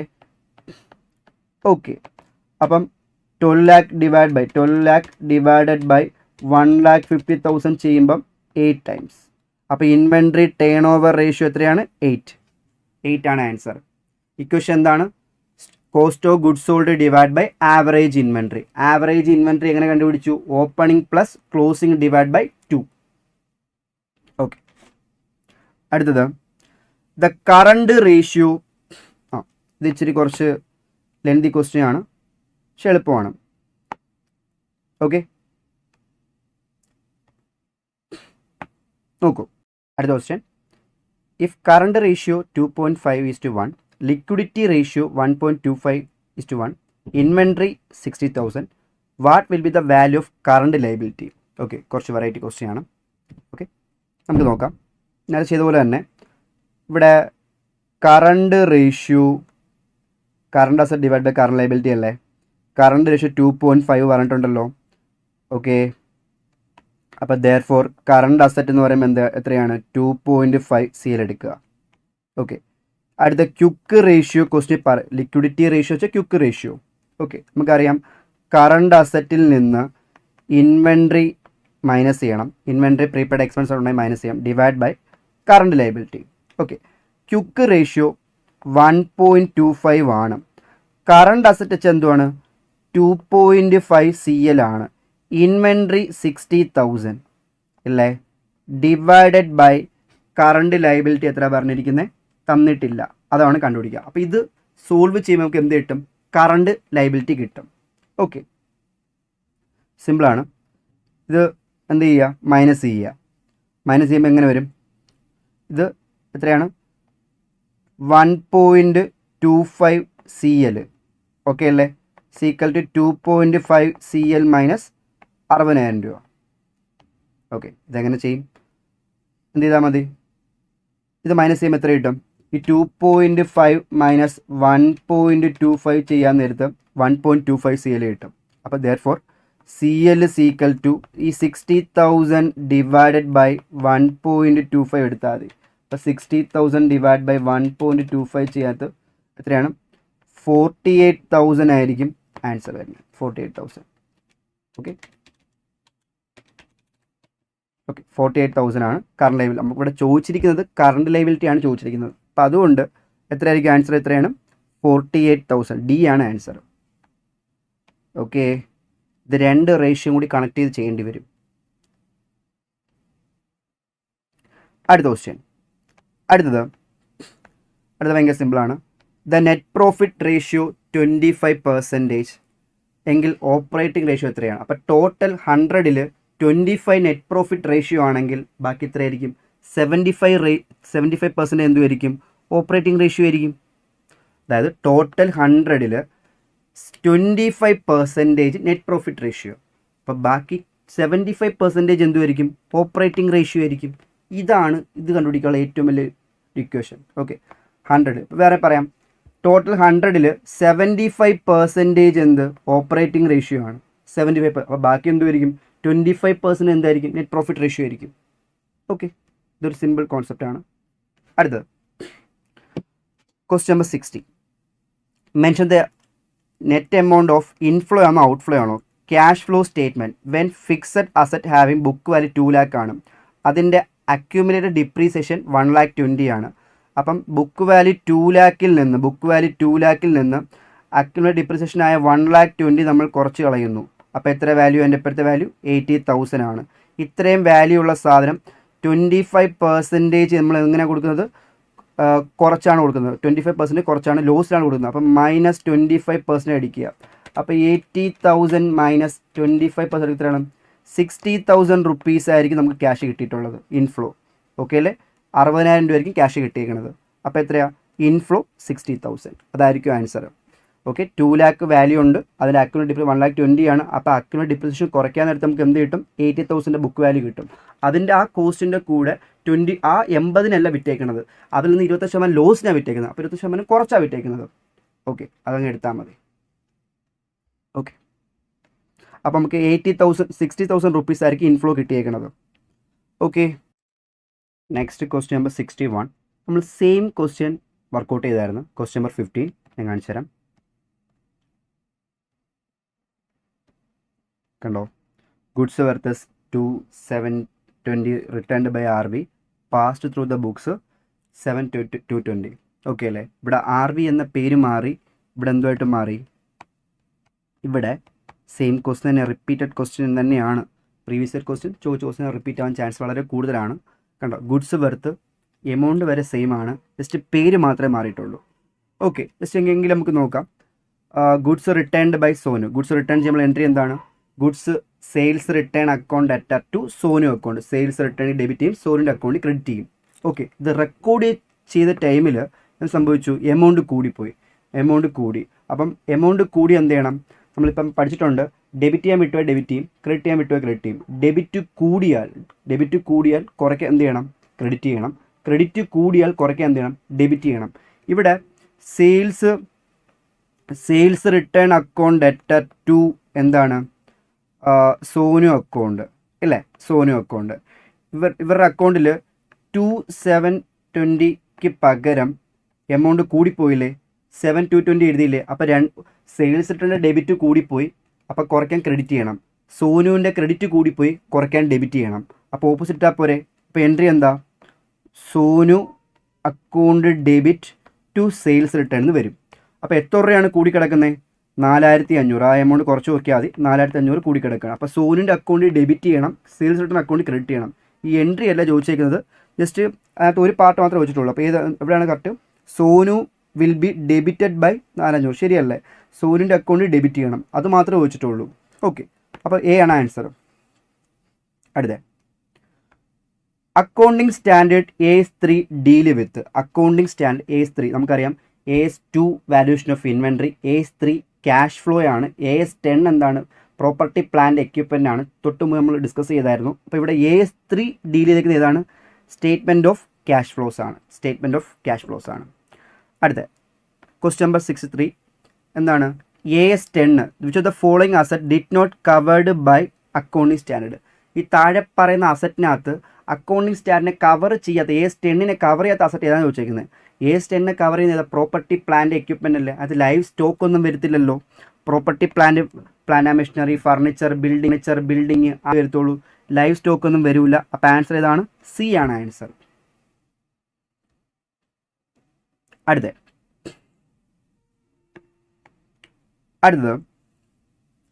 If 15,000 was outstanding at the beginning of the year towards subscription and 1 lakh received during the year. നമുക്ക് ഈ വർഷം ടോട്ടൽ സബ്സ്ക്രിപ്ഷൻ 1 lakh കിട്ടിയിട്ടുണ്ട്. അതിനകത്ത് 15,000 രൂപ മുൻപ് കിട്ടാനുള്ള ഔട്ട്സ്റ്റാൻഡിങ് ബിഗിനിങ് ആണ്. പിന്നെ 25,000 രൂപ ഔട്ട്സ്റ്റാൻഡിങ് അറ്റ് ദ എൻഡ് ആണ്.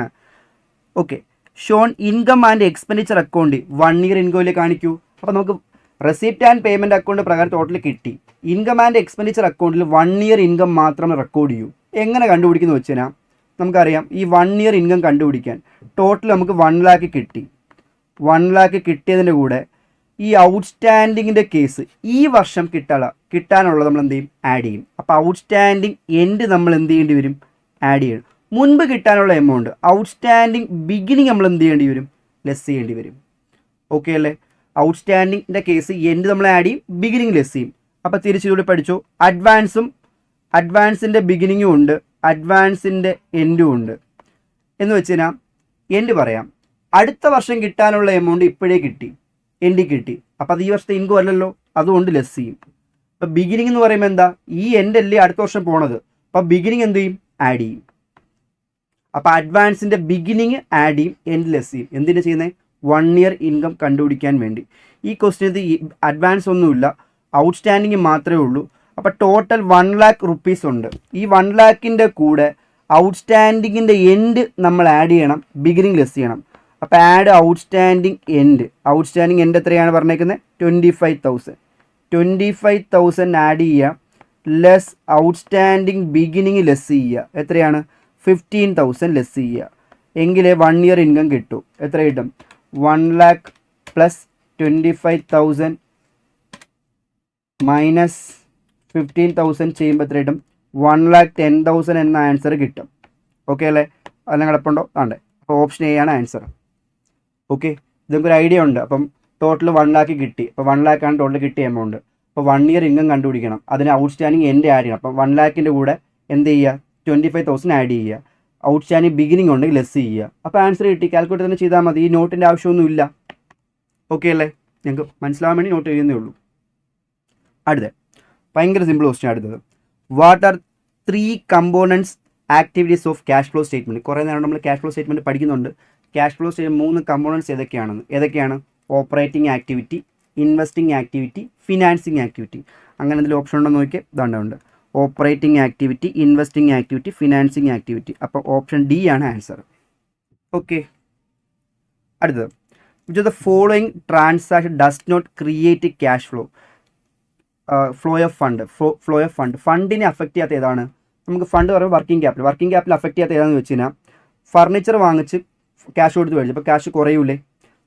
ഓഫീസ് ഫർണിച്ചർ വാങ്ങിച്ച് ക്രെഡിറ്റേഴ്സ് കടത്തിനാണ് വാങ്ങിച്ചത്, അപ്പോൾ ക്രെഡിറ്റേഴ്സ് ലൈബിലിറ്റി വരൂലേ? പിന്നെ മെഷീനറി വാങ്ങിച്ച് നമ്മൾ എന്ത് കൊടുത്തു? ഷെയർ ആണ് ഇഷ്യൂ ചെയ്തത്, അവിടെ ഫണ്ടിനെ അഫക്റ്റ് ചെയ്യുന്നില്ലല്ലോ. മെഷീനറി വാങ്ങിച്ചു, ഷെയർ ഇഷ്യൂ ചെയ്തു, അവിടെ ഫണ്ടിനെ അഫക്റ്റ് ചെയ്യുന്നില്ലല്ലോ. അപ്പോൾ ഏതായിരിക്കും ആൻസർ? ആൻസർ സി ആണ് ആൻസർ. ഓക്കെ, അടുത്തത് ക്വസ്റ്റ്യൻ നമ്പർ 67. നോക്കിയോ, ഇത് ഭയങ്കര സിമ്പിൾ ക്വസ്റ്റ്യൻ ആണ്. കറണ്ട് റേഷ്യോ കണ്ടുപിടിക്കാൻ. കറണ്ട് റേഷ്യോ നമുക്കറിയാം. കറണ്ട് റേഷ്യോ വെറൈറ്റി ക്വസ്റ്റ്യൻ കുറേ ചെയ്തു. കറണ്ട് റേഷ്യോ എന്ന് പറയുമ്പോൾ current asset divided by current liability ആണ്. ഓക്കെ, ഇവിടെ കറണ്ട് അസറ്റ് ഏതൊക്കെയുണ്ട്? Current asset stock, debtor, cash.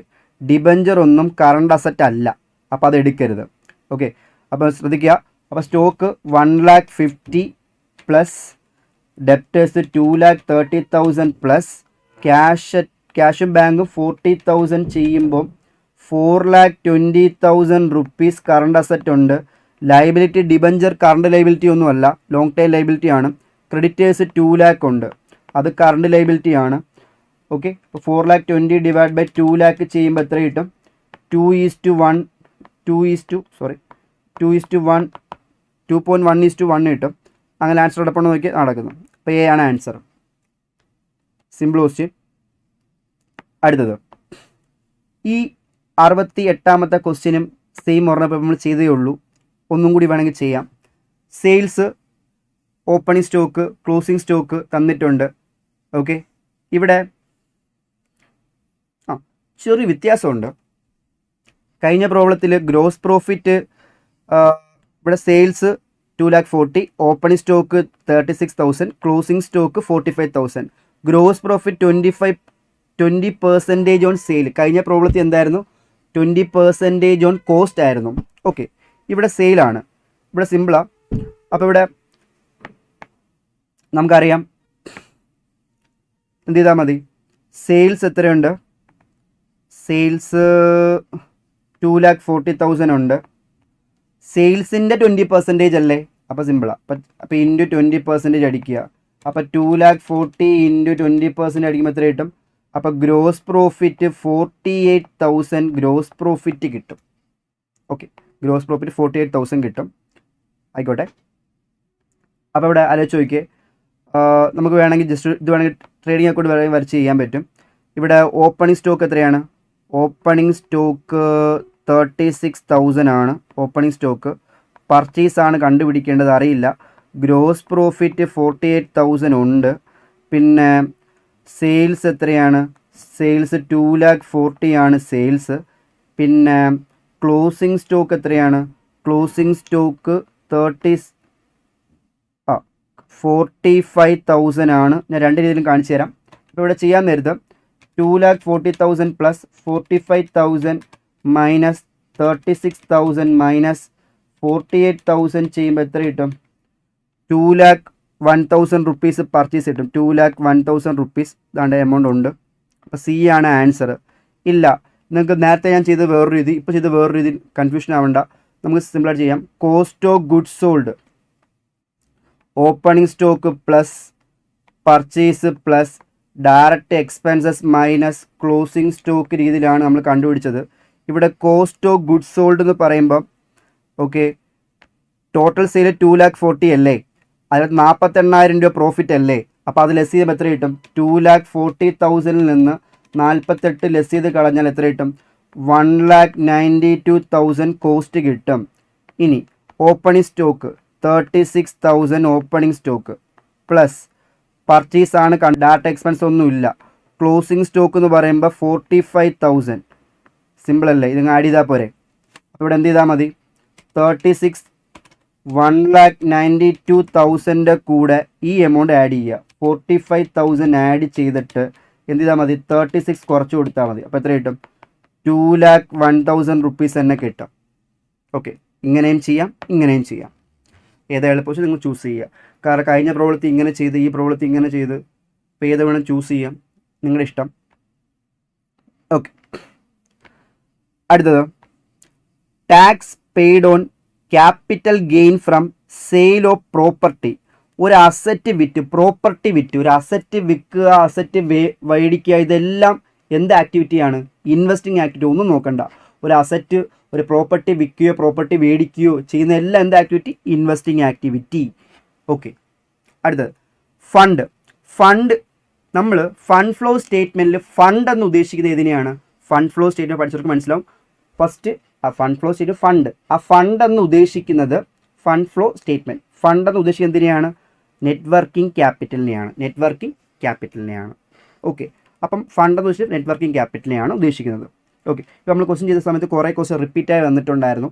Okay, അതെല്ലാം അപ്പോൾ മനസ്സിലാക്കുക.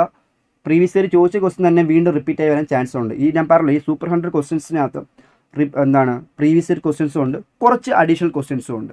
ഓക്കെ, അപ്പം 70 ക്വസ്റ്റ്യൻ ഇതുവരെ നമ്മൾ കംപ്ലീറ്റ് ആക്കിയിട്ടുണ്ട്. ഇനി ബാക്കി ഒരു 30 ക്വസ്റ്റ്യൻസുണ്ട്. Next question, which of the following is added when computing fund from trading operation. നമുക്കറിയാം, ഒരു ഓപ്പറേറ്റിംഗ് ആക്ടിവിറ്റിയിലെ എമൗണ്ട് കണ്ടുപിടിക്കണമെന്നുണ്ടെങ്കിൽ ഓക്കെ, നമ്മൾ സ്റ്റാർട്ട് വിത്ത് നെറ്റ് പ്രോഫിറ്റ് ആണെങ്കിൽ ഇൻഡയറക്റ്റ് മെത്തേഡ് സ്റ്റാർട്ട് ചെയ്യാണ്. നെറ്റ് പ്രോഫിറ്റാണ് സ്റ്റാർട്ട് ചെയ്യണത്. ഇതിൻ്റെ കൂടെ നോൺ ക്യാഷ് എക്സ്പെൻസ് ഉണ്ടെങ്കിൽ ആഡ് ബാക്ക് ചെയ്യും, പ്ലസ് നോൺ ഓപ്പറേറ്റിംഗ് ഇൻകം ആണെങ്കിലും ആഡ് ബാക്ക് ചെയ്യും. ഓക്കെ, ഈ നെറ്റ് പ്രോഫിറ്റിൻ്റെ കൂടെ നമ്മൾ എന്ത് ചെയ്യും? നോൺ ക്യാഷ് എക്സ്പെൻസ് ആഡ് ചെയ്യും, നോൺ ഓപ്പറേറ്റിംഗ് എക്സ്പെൻസും നമ്മൾ ആഡ് ചെയ്യും. തിരിച്ച് നമ്മളെന്ത്? നോൺ ക്യാഷ് ഇൻകം നമ്മളെന്ത് ചെയ്യും? ലെസ് ചെയ്യും, നോൺ ഓപ്പറേറ്റിംഗ് ഇൻകവും ലെസ് ചെയ്യും. അപ്പോൾ ഇവിടെ ചോദിച്ചത് ഏതാണ് ആഡ് ചെയ്ത് വെച്ചേക്കുന്നത്? ഇവിടെ നോൺ ക്യാഷ് എക്സ്പെൻസും നോൺ ഓപ്പറേറ്റിംഗ് എക്സ്പെൻസും മാത്രമേ ആഡ് ചെയ്യത്തുള്ളൂ. ഇവിടെ നോൺ ക്യാഷ് എക്സ്പെൻസ് ഏതാ? ഡിപ്രീസിയേഷനാണ് നോൺ ക്യാഷ് എക്സ്പെൻസ്. അപ്പോൾ നമ്മൾ എന്താണ് ഓപ്പറേറ്റിംഗ് ആയിട്ടുള്ള ഫണ്ട് കണ്ടുപിടിക്കാൻ നേരത്ത് നോൺ ക്യാഷ് എക്സ്പെൻസ് ഉണ്ടെങ്കിൽ നമ്മൾ എന്ത് ചെയ്യും? ആഡ് ചെയ്യും. അപ്പോൾ ഡിപ്രീസിയേഷനാണ് നമ്മളിവിടെ ആഡ് ചെയ്യണത്. Okay, which statement is correct about opening and closing balance? Opening and closing balance എതിനകത്താണ് ഇൻക്ലൂഡ് ആയിരിക്കുന്നത്? ഫണ്ട് ഫ്ലോ സ്റ്റേറ്റ്മെൻറ്റിലൊന്നും വേണ്ട. Cash flow statement does not contain opening and closing balance അല്ല. ക്യാഷ് ഫ്ലോ സ്റ്റേറ്റ്മെൻറ്റ് കണ്ടെയ്ൻ എന്ത്? Compulsory ആയിട്ട് opening and closing balance വേണം. ഇല്ലേ? അപ്പോൾ സി ആണ് ആൻസർ. ക്യാഷ് ഫ്ലോ സ്റ്റേറ്റ്മെൻറ്റിനകത്താണ് opening and closing balance include ആവുന്നത്. ഓക്കെ, അടുത്ത important duty of raw material purchased. Important duty of raw material നമ്മൾ റോ മെറ്റീരിയൽ മേടിക്കാൻ നേരത്ത് കുറച്ച് ഇമ്പോർട്ടൻറ്റ് ഡ്യൂട്ടി കൊടുക്കേണ്ടി വരും. അപ്പോൾ അത് പർച്ചേസിൻ്റെ ഭാഗം തന്നെയല്ലേ, അത് ക്യാപിറ്റൽ എക്സ്പെൻഡിച്ചർ ഒന്നുമല്ല. ഏത് എക്സ്പെൻഡിച്ചർ തന്നെയാണത്? റവന്യൂ എക്സ്പെൻഡിച്ചർ തന്നെയാണ്. ഓക്കെ, ഒരു അസറ്റ് മേടിച്ച് അത് കൊണ്ടുവന്ന് ഇൻസ്റ്റാൾ ചെയ്യാൻ വേണ്ടി കുറച്ച് എക്സ്പെൻസ് ആയിട്ടുണ്ടെങ്കിൽ അത് ക്യാപിറ്റൽ എക്സ്പെൻഡിച്ചർ. സാധാരണ പർച്ചേസ് ചെയ്യുമ്പോൾ കുറച്ച് ഇമ്പോർട്ട് ഡ്യൂട്ടിയെ കൊടുക്കേണ്ടി വരും. അപ്പോൾ അതെന്താണ്? അത് റവന്യൂ എക്സ്പെൻഡിച്ചർ തന്നെയാണ്. ഓക്കെ, നോമിനൽ അക്കൗണ്ട്സ് നമുക്കറിയാം. നോമിനൽ അക്കൗണ്ട്സ് ചെന്ന debit all expense and losses, credit all incomes and gains. അപ്പോൾ നോമിനൽ അക്കൗണ്ട്സ് എന്തൊക്കെ വരും? പ്രോഫിറ്റ് ആൻഡ് ഗെയിനും വരും, ലോസ് ആൻഡ് എക്സ്പെൻസും വരും. അപ്പോൾ ബോത്ത് എ ആൻഡ് ബി വരും. അപ്പോൾ ആൻസർ സി ആണ് ആൻസർ. ആൻസർ സി ആണ് answer. Okay, which of the following is A source voucher? എപ്പോഴും ഒരു സോഴ്സ് വൗച്ചർ വെച്ച് എന്താണ്? Transfer voucher, credit voucher, debit voucher ഒന്നുമല്ല. സോഴ്സ് വൗച്ചർ എപ്പോഴും എന്താണ്? ഇൻവോയ്സ് ആണ്. ഇൻവോയ്സ് ആണ്. ഓക്കെ, ഇതൊക്കെ നമുക്ക് ബേസിക്സിൽ ഒരു പോയിൻ്റായിട്ട് കിടപ്പുണ്ട്. അടുത്തത് construction of basement costing. Construction of basement cost. Basement പണിയാൻ വേണ്ടി കുറച്ച് കൺസ്ട്രക്ഷൻ ചെയ്യാൻ പോവാണ്. അതിന് വേണ്ടി 3,15,000 rupees ആയിട്ടുണ്ട്. The factory premises. അതെന്തുവാ? ഒരു ബേസ്മെൻറ്റ് പണിയാന്ന് പറയുമ്പോഴത്തേക്ക് എന്താ ദിവസം നടക്കുന്ന റെക്കറിങ് നേച്ചർ അല്ലല്ലോ. ഓക്കെ അല്ലേ? അപ്പോൾ ഒരു ബേസ്മെൻറ്റ് പണിയാന്ന് പറഞ്ഞാൽ അത് ലോങ് ടൈം ബെനിഫിറ്റ് അല്ലേ? അതെല്ലാം എന്താണ്? ക്യാപിറ്റൽ എക്സ്പെൻഡിച്ചറിന് അണ്ടർ വരുന്നതാണ്. ഓക്കെ, ഒരു എക്സ്പെൻസ് ഇൻകറായി അതിൻ്റെ ബെനിഫിറ്റ് 1 year പുറത്ത് കിട്ടുന്നുണ്ടെങ്കിൽ ഇതെല്ലാം ക്യാപിറ്റൽ എക്സ്പെൻഡിച്ചറാണ്. അടുത്തത് in the passbook, bank passbook favourable balance ആവണമെങ്കിൽ നമുക്കറിയാം ക്യാഷ് ബുക്ക് ഫേവറബിൾ ബാലൻസ് ആകണമെങ്കിൽ ഡെബിറ്റ് ബാലൻസ് ആകണം. അപ്പോൾ പാസ്ബുക്ക് ഫേവറബിൾ ബാലൻസ് ആകണമെങ്കിൽ എന്താവണം? ക്രെഡിറ്റ് ബാലൻസ് ആവണം. അപ്പോൾ ഏതായിരിക്കും ആൻസർ? Credit balance. എ ആണ് ആൻസർ. ഓക്കെ, അടുത്തത് the cost of the furniture 14 lakh. 14 lakhൻ്റെ ഫർണിച്ചർ ഉണ്ട്. 4 വർഷങ്ങൾക്ക് ശേഷം അതിൻ്റെ വാല്യൂ 8,40,000 ആണ്. അപ്പോൾ എത്ര രൂപ? അപ്പോൾ പറയുന്നത് സ്ട്രേറ്റ് ലൈൻ പെർസെൻറ്റേജ് ആണ്. ഓക്കെ, അപ്പോൾ സ്ട്രേറ്റ് ലൈനിൻ്റെ പെർസെൻറ്റേജ് ആണ് പിടിക്കാനാണ് പറഞ്ഞേക്കുന്നത്. ആ ഡിപ്രീസിയേഷൻ എമൗണ്ട് അല്ല, പെർസെൻറ്റേജ് എത്രയാണ് പിടിക്കാൻ. സിമ്പിൾ അല്ലേ? ഈ 14 lakhs നിന്ന് ഓക്കെ ഇപ്പോഴത്തെ വാല്യൂ 40 lakhs നിന്ന് 8,40,000 ആണ് ഇപ്പോഴത്തെ വാല്യൂ. 4 വർഷം കഴിയുമ്പോഴുള്ള വാല്യൂ. അപ്പോൾ കുറയുമ്പോൾ എത്ര കിട്ടും? 40 lakhs മൈനസ് 8,40,000 ചെയ്യുമ്പം 5,60,000 rupees ആണ് 4 വർഷം കൊണ്ട് കുറഞ്ഞത്. അപ്പം 4 വർഷത്തെ ഡിപ്രീസിയേഷൻ 5,60,000 ആണ്. എങ്കിൽ ഒരു വർഷത്തെ ഡിപ്രീസിയേഷൻ എത്രയാണ്? ഡിവൈഡഡ് ബൈ 4 അടിക്കുമ്പം 1 ഇയറിലെ ഡിപ്രീസിയേഷൻ എത്രയാണ്? 1,40,000 അല്ലേ? അപ്പോൾ നമുക്ക് ഡിപ്രീസിയേഷൻ എമൗണ്ട് എങ്ങനെ കണ്ടുപിടിക്കുമെന്ന് വെച്ചാൽ ഡിപ്രീസിയേഷൻ റേറ്റ് കണ്ടുപിടിക്കാൻ depreciation amount divided by cost of asset into 100 എന്നാണ് ഇക്വേഷൻ. ഡിപ്രീസിയേഷൻ റേറ്റ് എങ്ങനെ കണ്ടുപിടിക്കുന്നത് വെച്ചാൽ depreciation amount divided by cost of asset 14 lakh into 100 എത്ര കിട്ടും? 10% കിട്ടും. അപ്പോൾ ഡിപ്രീസിയേഷൻ റേറ്റ് 10% ആണ്. ഇങ്ങനെ കണ്ടുപിടിച്ചാൽ മനസ്സിലായല്ലോ. ഓക്കെ, അടുത്ത ക്വസ്റ്റ്യൻ. ഇത് വീണ്ടും റിപ്പീറ്റഡ് ക്വസ്റ്റ്യൻ തന്നെയാണ്. ഇപ്പോൾ 3 വരുന്നത് ഈ ക്വസ്റ്റ്യൻ. നോക്കിയോ, ചന്തു പർച്ചേസ്ഡ് 25,000 rupees ഗുഡ്സ് വാങ്ങിച്ചു. ക്യാഷ് കൊടുത്താണ് വാങ്ങിച്ചത്. 10% ട്രേഡ് ഡിസ്കൗണ്ട് ആണ്. ഓക്കെ, അതിൽ 5% ക്യാഷ് ഡിസ്കൗണ്ട് ആണ്. അപ്പോൾ എത്ര രൂപ നമ്മൾ പർച്ചേസ് അക്കൗണ്ടിൽ ഡെബിറ്റ് ചെയ്തു? നമ്മൾ ഓൾറെഡി ചെയ്തു 25,000. അതിന് ട്രേഡ് ഡിസ്കൗണ്ട് 25,000 ആണ് വില. നമുക്ക് കിട്ടിയ എത്രയാണ്? 10% കുറച്ചിട്ടാണ് നമുക്ക് കിട്ടിയേക്കുന്നത്. -10%. അപ്പോൾ എത്ര കിട്ടും? 22,500 നമുക്ക് കിട്ടിയത്. ഇനി പേയ്മെൻറ്റ് കൊടുക്കുന്നത് പിന്നത്തെ കാര്യം. ഓക്കെ, അന്നേരം നമുക്ക് ക്യാഷ് ഡിസ്കൗണ്ട് കിട്ടി. ഓക്കെ, അപ്പോൾ 22,500 ആൻസർ. അടുത്തത് the provision for discount on debtors is created only. നമുക്കറിയാം ഡെപ്റ്റേഴ്സിൽ നിന്ന് ആദ്യം നമ്മൾ ഫർദർ ബാഡ് ഡെപ്റ്റ് കുറയ്ക്കും, പിന്നെ പ്രൊവിഷൻ കുറയ്ക്കും, പിന്നെയാണ് പ്രൊവിഷൻ ഫോർ ഡിസ്കൗണ്ട് ലെസ് ചെയ്യുന്നത്. അപ്പോൾ ആൻസർ എന്തുമായിരിക്കും? ഡെപ്റ്റേഴ്സിൽ ശ്രദ്ധിക്കുക, ഡെപ്റ്റേഴ്സ് ഉണ്ട്, അതിൽ നിന്ന് ഫർദർ ബാഡ് ഡെപ്റ്റ് ലെസ് ചെയ്ത് കളയും, പിന്നെ പ്രൊവിഷൻ എടുക്കും, പിന്നെ നമ്മൾ പ്രൊവിഷൻ ഫോർ ഡിസ്കൗണ്ട് കുറയ്ക്കും. അപ്പോൾ ഇവിടെ provision for discount create only എപ്പോഴാണ്? ദ ഡെപ്റ്റേഴ്സ് ആഫ്റ്റർ പ്രൊവൈഡിങ് എന്ത്? പ്രൊവിഷൻ ഫോർ ബാഡ് ഡെപ്റ്റ്. പ്രൊവിഷൻ ഫോർ ബാഡ് ഡെപ്റ്റ് കുറച്ചതിന് ശേഷമാണ് നമ്മൾ പ്രൊവിഷൻ ഫോർ ഡിസ്കൗണ്ട് നമ്മൾ എടുക്കുക. ഓക്കെ അല്ലേ? Next question number 81. Which of the following is not a component of accounting cycle? Accounting സൈക്കിളിൻ്റെ കമ്പോണൻറ്റ് വരാത്ത ഏതൊക്കെയാണ്? ഫസ്റ്റ് നമ്മൾ ട്രാൻസാക്ഷൻ റെക്കോർഡ് ചെയ്യും, പിന്നെ നമ്മൾ എന്ത് ചെയ്യും, ട്രയൽ ബാലൻസ് പ്രിപ്പയർ ചെയ്യണം, പിന്നെ ഫിനാൻസ് സ്റ്റേറ്റ്മെൻറ്റ് പ്രിപ്പയർ ചെയ്യണം. ഒരു അക്കൗണ്ട് സൈക്കിൾ വരത്തെ ഏതാണ്? ക്യാഷ് ഫ്ലോ സ്റ്റേറ്റ്മെൻ്റ് ഒന്നും ഒരു അക്കൗണ്ടിങ് സൈക്കിളിൽ വരുന്നതല്ല. അപ്പോൾ ഡി ആണ് ആൻസർ. ഓക്കെ അല്ലേ? ക്യാഷ് ഫ്ലോ സ്റ്റേറ്റ്മെൻറ്റ് ഒരു അക്കൗണ്ടിങ് സൈക്കിളിൽ വരുന്നതല്ല. അടുത്ത വെരി ഇമ്പോർട്ടൻറ്റ്, അടുത്ത 82. If A receipt of 12,000 from Rajesh, അത് നമ്മൾ എന്ത് ചെയ്തില്ല, ബുക്കിൽ റെക്കോർഡ് ചെയ്തില്ല. അപ്പോൾ അത് പ്രോഫിറ്റിനെ എങ്ങനെ അഫക്റ്റ് ചെയ്യുന്നു? ആലോചിച്ച് നോക്ക്. ഒരു പ്രോഫിറ്റിനെ അഫക്റ്റ് ചെയ്യണമെങ്കിൽ എക്സ്പെൻസിനോ ഇൻകത്തിനോ എന്തെങ്കിലും വ്യത്യാസം വന്നാൽ മാത്രമേ പ്രോഫിറ്റിനെ അഫക്റ്റ് ചെയ്യൂ. ഇവിടെ ക്യാഷ് റെസിപ്റ്റ് എന്ന് പറയുമ്പോൾ cash account debtor to Rajesh എന്നല്ലേ? ക്യാഷ് ഒരു അസറ്റ് അല്ലേ, രാജേഷ് ഒരു ഡെപ്റ്റർ അല്ലേ? രണ്ടും അസറ്റ് അല്ലേ? അസറ്റിനോ ലൈബിലിറ്റിക്കോ ഉണ്ടാകുന്ന ചേഞ്ച് എവിടെ അഫക്റ്റ് ചെയ്യത്തില്ല? പ്രോഫിറ്റിനെ അഫക്റ്റ് ചെയ്യത്തില്ല. അപ്പം എക്സ്പെൻസിനോ ഇൻകത്തിനോ ഉണ്ടാകുന്ന ചേഞ്ചസ് മാത്രമേ പ്രോഫിറ്റിനെ അഫക്റ്റ് ചെയ്യത്തുള്ളൂ. ക്ലിയർ? അപ്പോൾ ഇവിടെ ഏതായിരിക്കും answer? Neither increase or decrease ആണ് answer. Okay.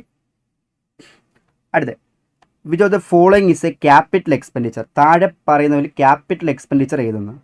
Cost of stand for equipment, ഒരു എക്യുപ്മെൻറ്റ് മേടിച്ച സമയത്ത് അതിന് സ്റ്റാൻഡിന് വേണ്ടി കോസ്റ്റ് ആയിട്ടുണ്ട്. Cost of purchase of goods for sale, അല്ലല്ലോ, ഗുഡ്സ് പർച്ചേസ് ചെയ്തൊക്കെ എന്താണ്? റവന്യൂ എക്സ്പെൻഡിച്ചർ ആണ്. Repair of second hand equipment, ഒരു സെക്കൻഡ് ഹാൻഡ് എക്യുപ്മെൻറ്റ് റിപ്പയർ ചെയ്ത് അത് പർച്ചേസ് ചെയ്യുവാണെങ്കിൽ ക്യാപിറ്റലാണ്. റിപ്പയർ ഒക്കെ വന്ന എന്ത്? റവന്യൂ ആണ്. Annual maintenance of computer system, computer system ഒന്ന് മെയിൻറ്റെയിൻ ചെയ്ത് അതെന്തുവാ? റവന്യൂ എക്സ്പെൻഡിച്ചർ ആണ്. ഒരു എക്യുപ്മെൻറ്റ് വേണ്ടി സ്റ്റാൻഡ് വെക്കുന്ന കോസ്റ്റ് ആണ് എന്ത്? Capital expenditure. ഒരു എക്യുപ്മെൻറ്റ് വേണമെങ്കിൽ അതിൻ്റെ സ്റ്റാൻഡ് വേണം, അത് 2 ദിവസത്തേക്ക് വേണ്ടിയല്ലല്ലോ, ലോങ് ടൈം ബെനിഫിറ്റ് അല്ലേ? അപ്പോൾ അതാണ് ക്യാപിറ്റൽ എക്സ്പെൻഡിച്ചർ.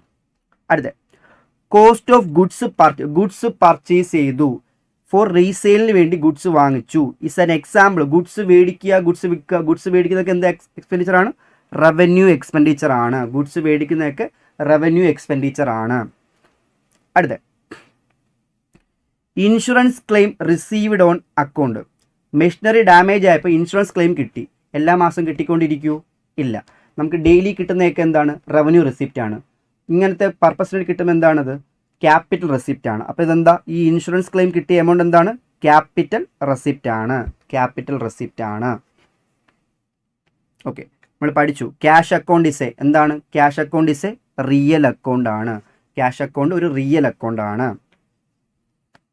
ഓക്കെ, അതിനകത്തൊന്നും വേറെ കോൺസെപ്റ്റോ കോംപ്ലിക്കേഷനോ ഒന്നുമില്ല. നമ്മൾ ഓൾറെഡി റെസിപ്റ്റ് അതൊക്കെ പറഞ്ഞ സമയത്ത് പറഞ്ഞായിരുന്നു. ഓക്കെ, ഇൻ ആൻ അക്കൗണ്ട് ശ്രദ്ധിക്കുക, ഇത് ഭയങ്കര സിമ്പിളാണ്. ഇതൊക്കെ അക്കൗണ്ട് പ്രോസസ്സിൽ വരുന്നതാണ്. In an account if total debit side is more than the credit side, നമുക്കറിയാം. അപ്പോൾ അതിൻ്റെ ക്ലോസിംഗ് ബാലൻസ് നമ്മൾ എവിടെ, ഏത് അക്കൗണ്ട്, എ സൈഡിൽ കാണിക്കുമെന്ന്. സിമ്പിൾ അല്ലേ? ഇതൊരു ലെഡ്ജറാണെന്ന് വിചാരിക്കുക. ഡെബിറ്റ് ആണ് കൂടുതൽ, ഡെബിറ്റ് സൈഡ് കൂട്ടി, അപ്പോൾ അതിൻ്റെ ക്ലോസിംഗ് ബാലൻസ് ഇവിടെ കാണിക്കും. ഡെബിറ്റ് സൈഡാണ് കൂടുതലെങ്കിൽ ബാലൻസ് ക്യാരി ഡൗൺ നമ്മൾ ഏത് സൈഡിലാണ് കാണിക്കുന്നത്? ആ അക്കൗണ്ടിൻ്റെ ക്രെഡിറ്റ് സൈഡിലല്ലേ? അതെവിടെ ചോദിച്ചേക്കുന്നത്. ഡെബിറ്റ് ആണ് കൂടുതലെങ്കിൽ അതിൻ്റെ ക്ലോസിംഗ് ബാലൻസ് ആ അക്കൗണ്ടിൻ്റെ ഏത് സൈഡിൽ കാണിക്കും? ഏത് സൈഡിൽ കാണിക്കും? ക്രെഡിറ്റ് സൈഡിൽ കാണിക്കും. അത്രയേ ഉള്ളൂ. ഓക്കെ, അടുത്തത് loss of goods by theft should be credited to. Goods നഷ്ടപ്പെട്ടു, അടിച്ചുകൊണ്ട് പോയി. ഗുഡ്സ് അടിച്ചുകൊണ്ട് പോകുമ്പം പർച്ചേസ് കുറയൂലേ? പർച്ചേസ് കുറയും. ഗുഡ്സ് അടിച്ചുകൊണ്ട് പോകുമ്പോൾ പർച്ചേസ് കുറയും. നമ്മൾ സാധനം ഗുഡ്സ് വാങ്ങിച്ച് വെച്ചിരിക്കുകയാണ്, അതിൽ നിന്ന് ഗുഡ്സ് എടുത്തുകൊണ്ട് പോയി മോഷ്ടിച്ചുകൊണ്ട് പോകുമ്പോൾ നമ്മൾ പർച്ചേസ് കുറയും. പർച്ചേസ് കൂടിയാൽ ഡെബിറ്റ് ചെയ്യും, പർച്ചേസ് കുറഞ്ഞാൽ നമ്മൾ എന്ത് ചെയ്യും? ക്രെഡിറ്റ് ചെയ്യും. അപ്പോൾ ഗുഡ്സ് നഷ്ടപ്പെട്ടു പോയാൽ ഗുഡ്സ് കുറയും, ഗുഡ്സ് കുറഞ്ഞു പറയുമ്പോൾ പർച്ചേസ് കുറയും, പർച്ചേസ് കുറഞ്ഞാൽ നമ്മൾ എന്ത് ചെയ്യും? ക്രെഡിറ്റ് ചെയ്യും. അപ്പോൾ ക്രെഡിറ്റഡ് ടു ഏത് അക്കൗണ്ടാണ്? Purchase account. Okay, good, clear. അടുത്ത A bank reconciliation statement is prepared by. ഇത് നമ്മൾ ഓൾറെഡി ഫസ്റ്റിൽ പഠിച്ചായിരുന്നു.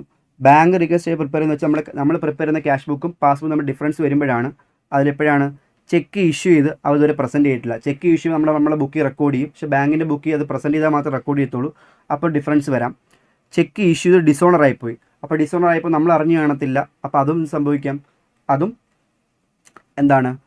മിസ്റ്റേക്ക് വരാം, ഡിഫറൻസ് വരാം. ചെക്ക് ഡെപ്പോസിറ്റ് ചെയ്ത് അത് ക്രെഡിറ്റ് ചെയ്ത് ബാങ്ക്, അപ്പോൾ അത് കുഴപ്പമില്ല. രണ്ടിലും ടാലി ആയി പൊക്കോളും. അപ്പോൾ ഏതാണ്? ബോത്ത് എ ആൻഡ് ബി സിറ്റുവേഷനിലാണ് എന്ത് സംഭവിക്കുന്നത്? ഡിഫറൻസ് വരുന്നത്. റീകൺ സ്റ്റേറ്റ്മെൻറ്റ് പ്രിപ്പയർ ചെയ്യണത്.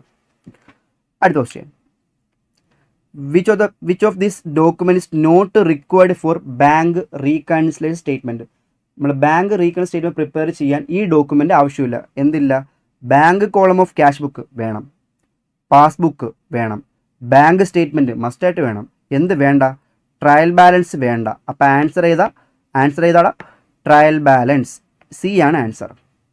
Okay, question number 91. Nominal accounts are generally related to. നമുക്കറിയാം നോമിനൽ അക്കൗണ്ട്സ് വെച്ച് എന്താണ്? Debit all expense and losses, credit all incomes and gains.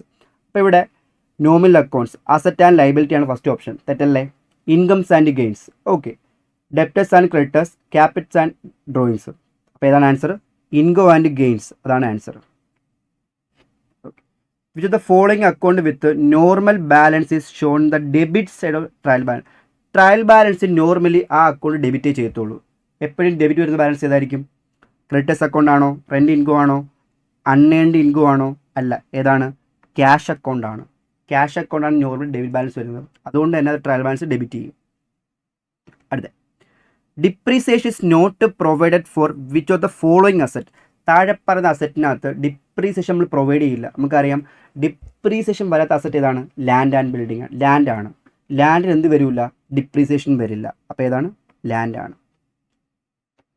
Okay, അടുത്ത, ഇഫ് റിക്കവറി ഓഫ് ബാഡ് ഡെപ്റ്റ് കിട്ടി. നമുക്കറിയാം ബാഡ് ഡെപ്റ്റ് കിട്ടുമ്പോൾ ഒരു ഗെയിൻ പോലെയല്ലേ? ഗെയിൻ സംഭവിക്കും, അപ്പം നമ്മുടെ പ്രോഫിറ്റ് കൂടും. അപ്പം എന്ത് സംഭവിക്കും?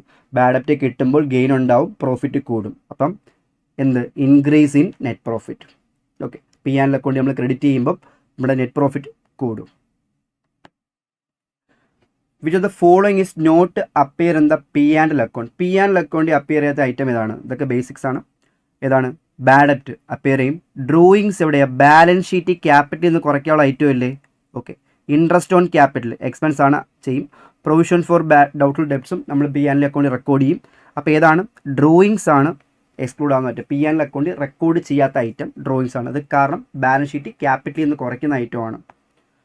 ഓക്കെ, അടുത്ത question. The ledger folio column of journal is used to. Ledger folio എന്ത് നമ്മൾ ചെയ്യുന്നത്? പേജ് നമ്പറിനെ ഇപ്പം എഴുതിയ ജേണൽ ലെഡ്ജറിൻ്റെ ഏത് പേജ് നമ്പറിലാണ് റെക്കോർഡ് ചെയ്ത് കാണിക്കാൻ വേണ്ടിയല്ലേ? ഇപ്പം നോക്ക്, first record the date in which amount post അല്ല. Record the number of ledger account അല്ല. Record the page number of the ledger account. നമ്മൾ എഴുതിയ ജേണൽ ലെഡ്ജറിൻ്റെ എവിടെയാണ് പോസ്റ്റ് ചെയ്ത് കാണിക്കാൻ വേണ്ടിയാണ്. അപ്പോൾ സി ആണ് ആൻസർ. ഓക്കെ, അടുത്തത്, house building of 20 lakh was paid to employee. എംപ്ലോയിക്ക് ഒരു എമൗണ്ട് അഡ്വാൻസ് ആയിട്ട് കൊടുത്തു. ഒരു എമൗണ്ട് അഡ്വാൻസ് ആയിട്ട് കൊടുത്താൽ നമുക്ക് എന്താണ്? അസറ്റാണ്. നേരത്തെ വാങ്ങിച്ചാൽ ലൈബിലിറ്റി ആണ്. അപ്പോൾ ഈ എമൗണ്ട് എന്താണ്? അസറ്റാണ്. ഒരു എമൗണ്ട് നേരത്തെ കൊടുത്താൽ അസറ്റാണ്. അടുത്ത, അക്കോർഡിംഗ് ടു ഡ്യുവൽ ആസ്പെക്ട്. നമുക്ക് എല്ലാവർക്കും അറിയാം അസറ്റ് ഈസ് ഈക്വൽ ടു എന്ത്? ക്യാപിറ്റൽ പ്ലസ് ലൈബിലിറ്റി അല്ലേ? അങ്ങനെയെല്ലാം കൂടെ ഉണ്ടോ നോക്കിയേ. അസറ്റ് മൈനസ് കറണ്ട് ലൈബിലിറ്റി, തെറ്റ്. ക്യാപിറ്റൽ പ്ലസ് ലൈബിലിറ്റി ഇതുമല്ല. അപ്പോൾ എന്താണ്? Asset is equal to capital plus liability. അപ്പോൾ അതല്ലേ? ആണ്.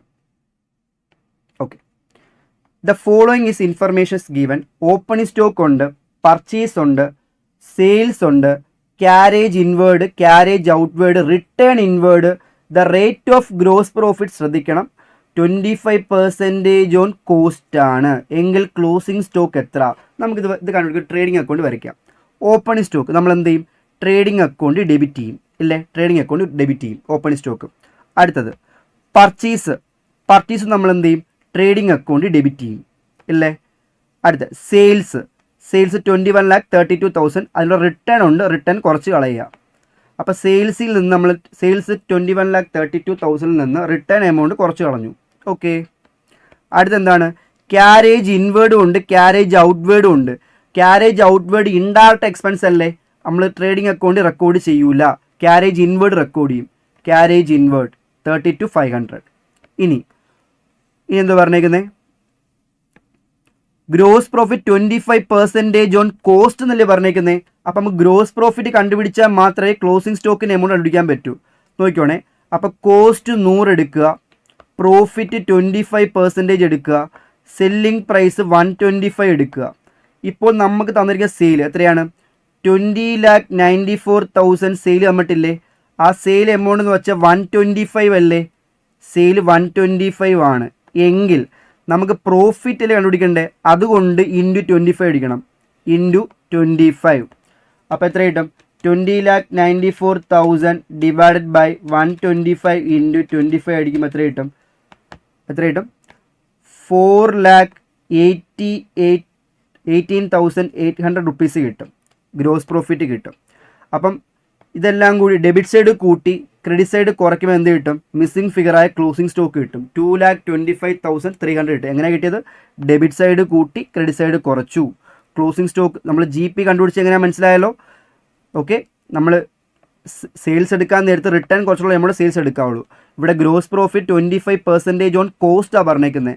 അതുകൊണ്ട് കോസ്റ്റ് 100, പ്രോഫിറ്റ് 25, സെല്ലിംഗ് പ്രൈസ് 125. അപ്പോൾ തന്നിരിക്കുന്ന സെയിൽ 125 ആണെങ്കിൽ പ്രോഫിറ്റ് എമൗണ്ട് എത്ര?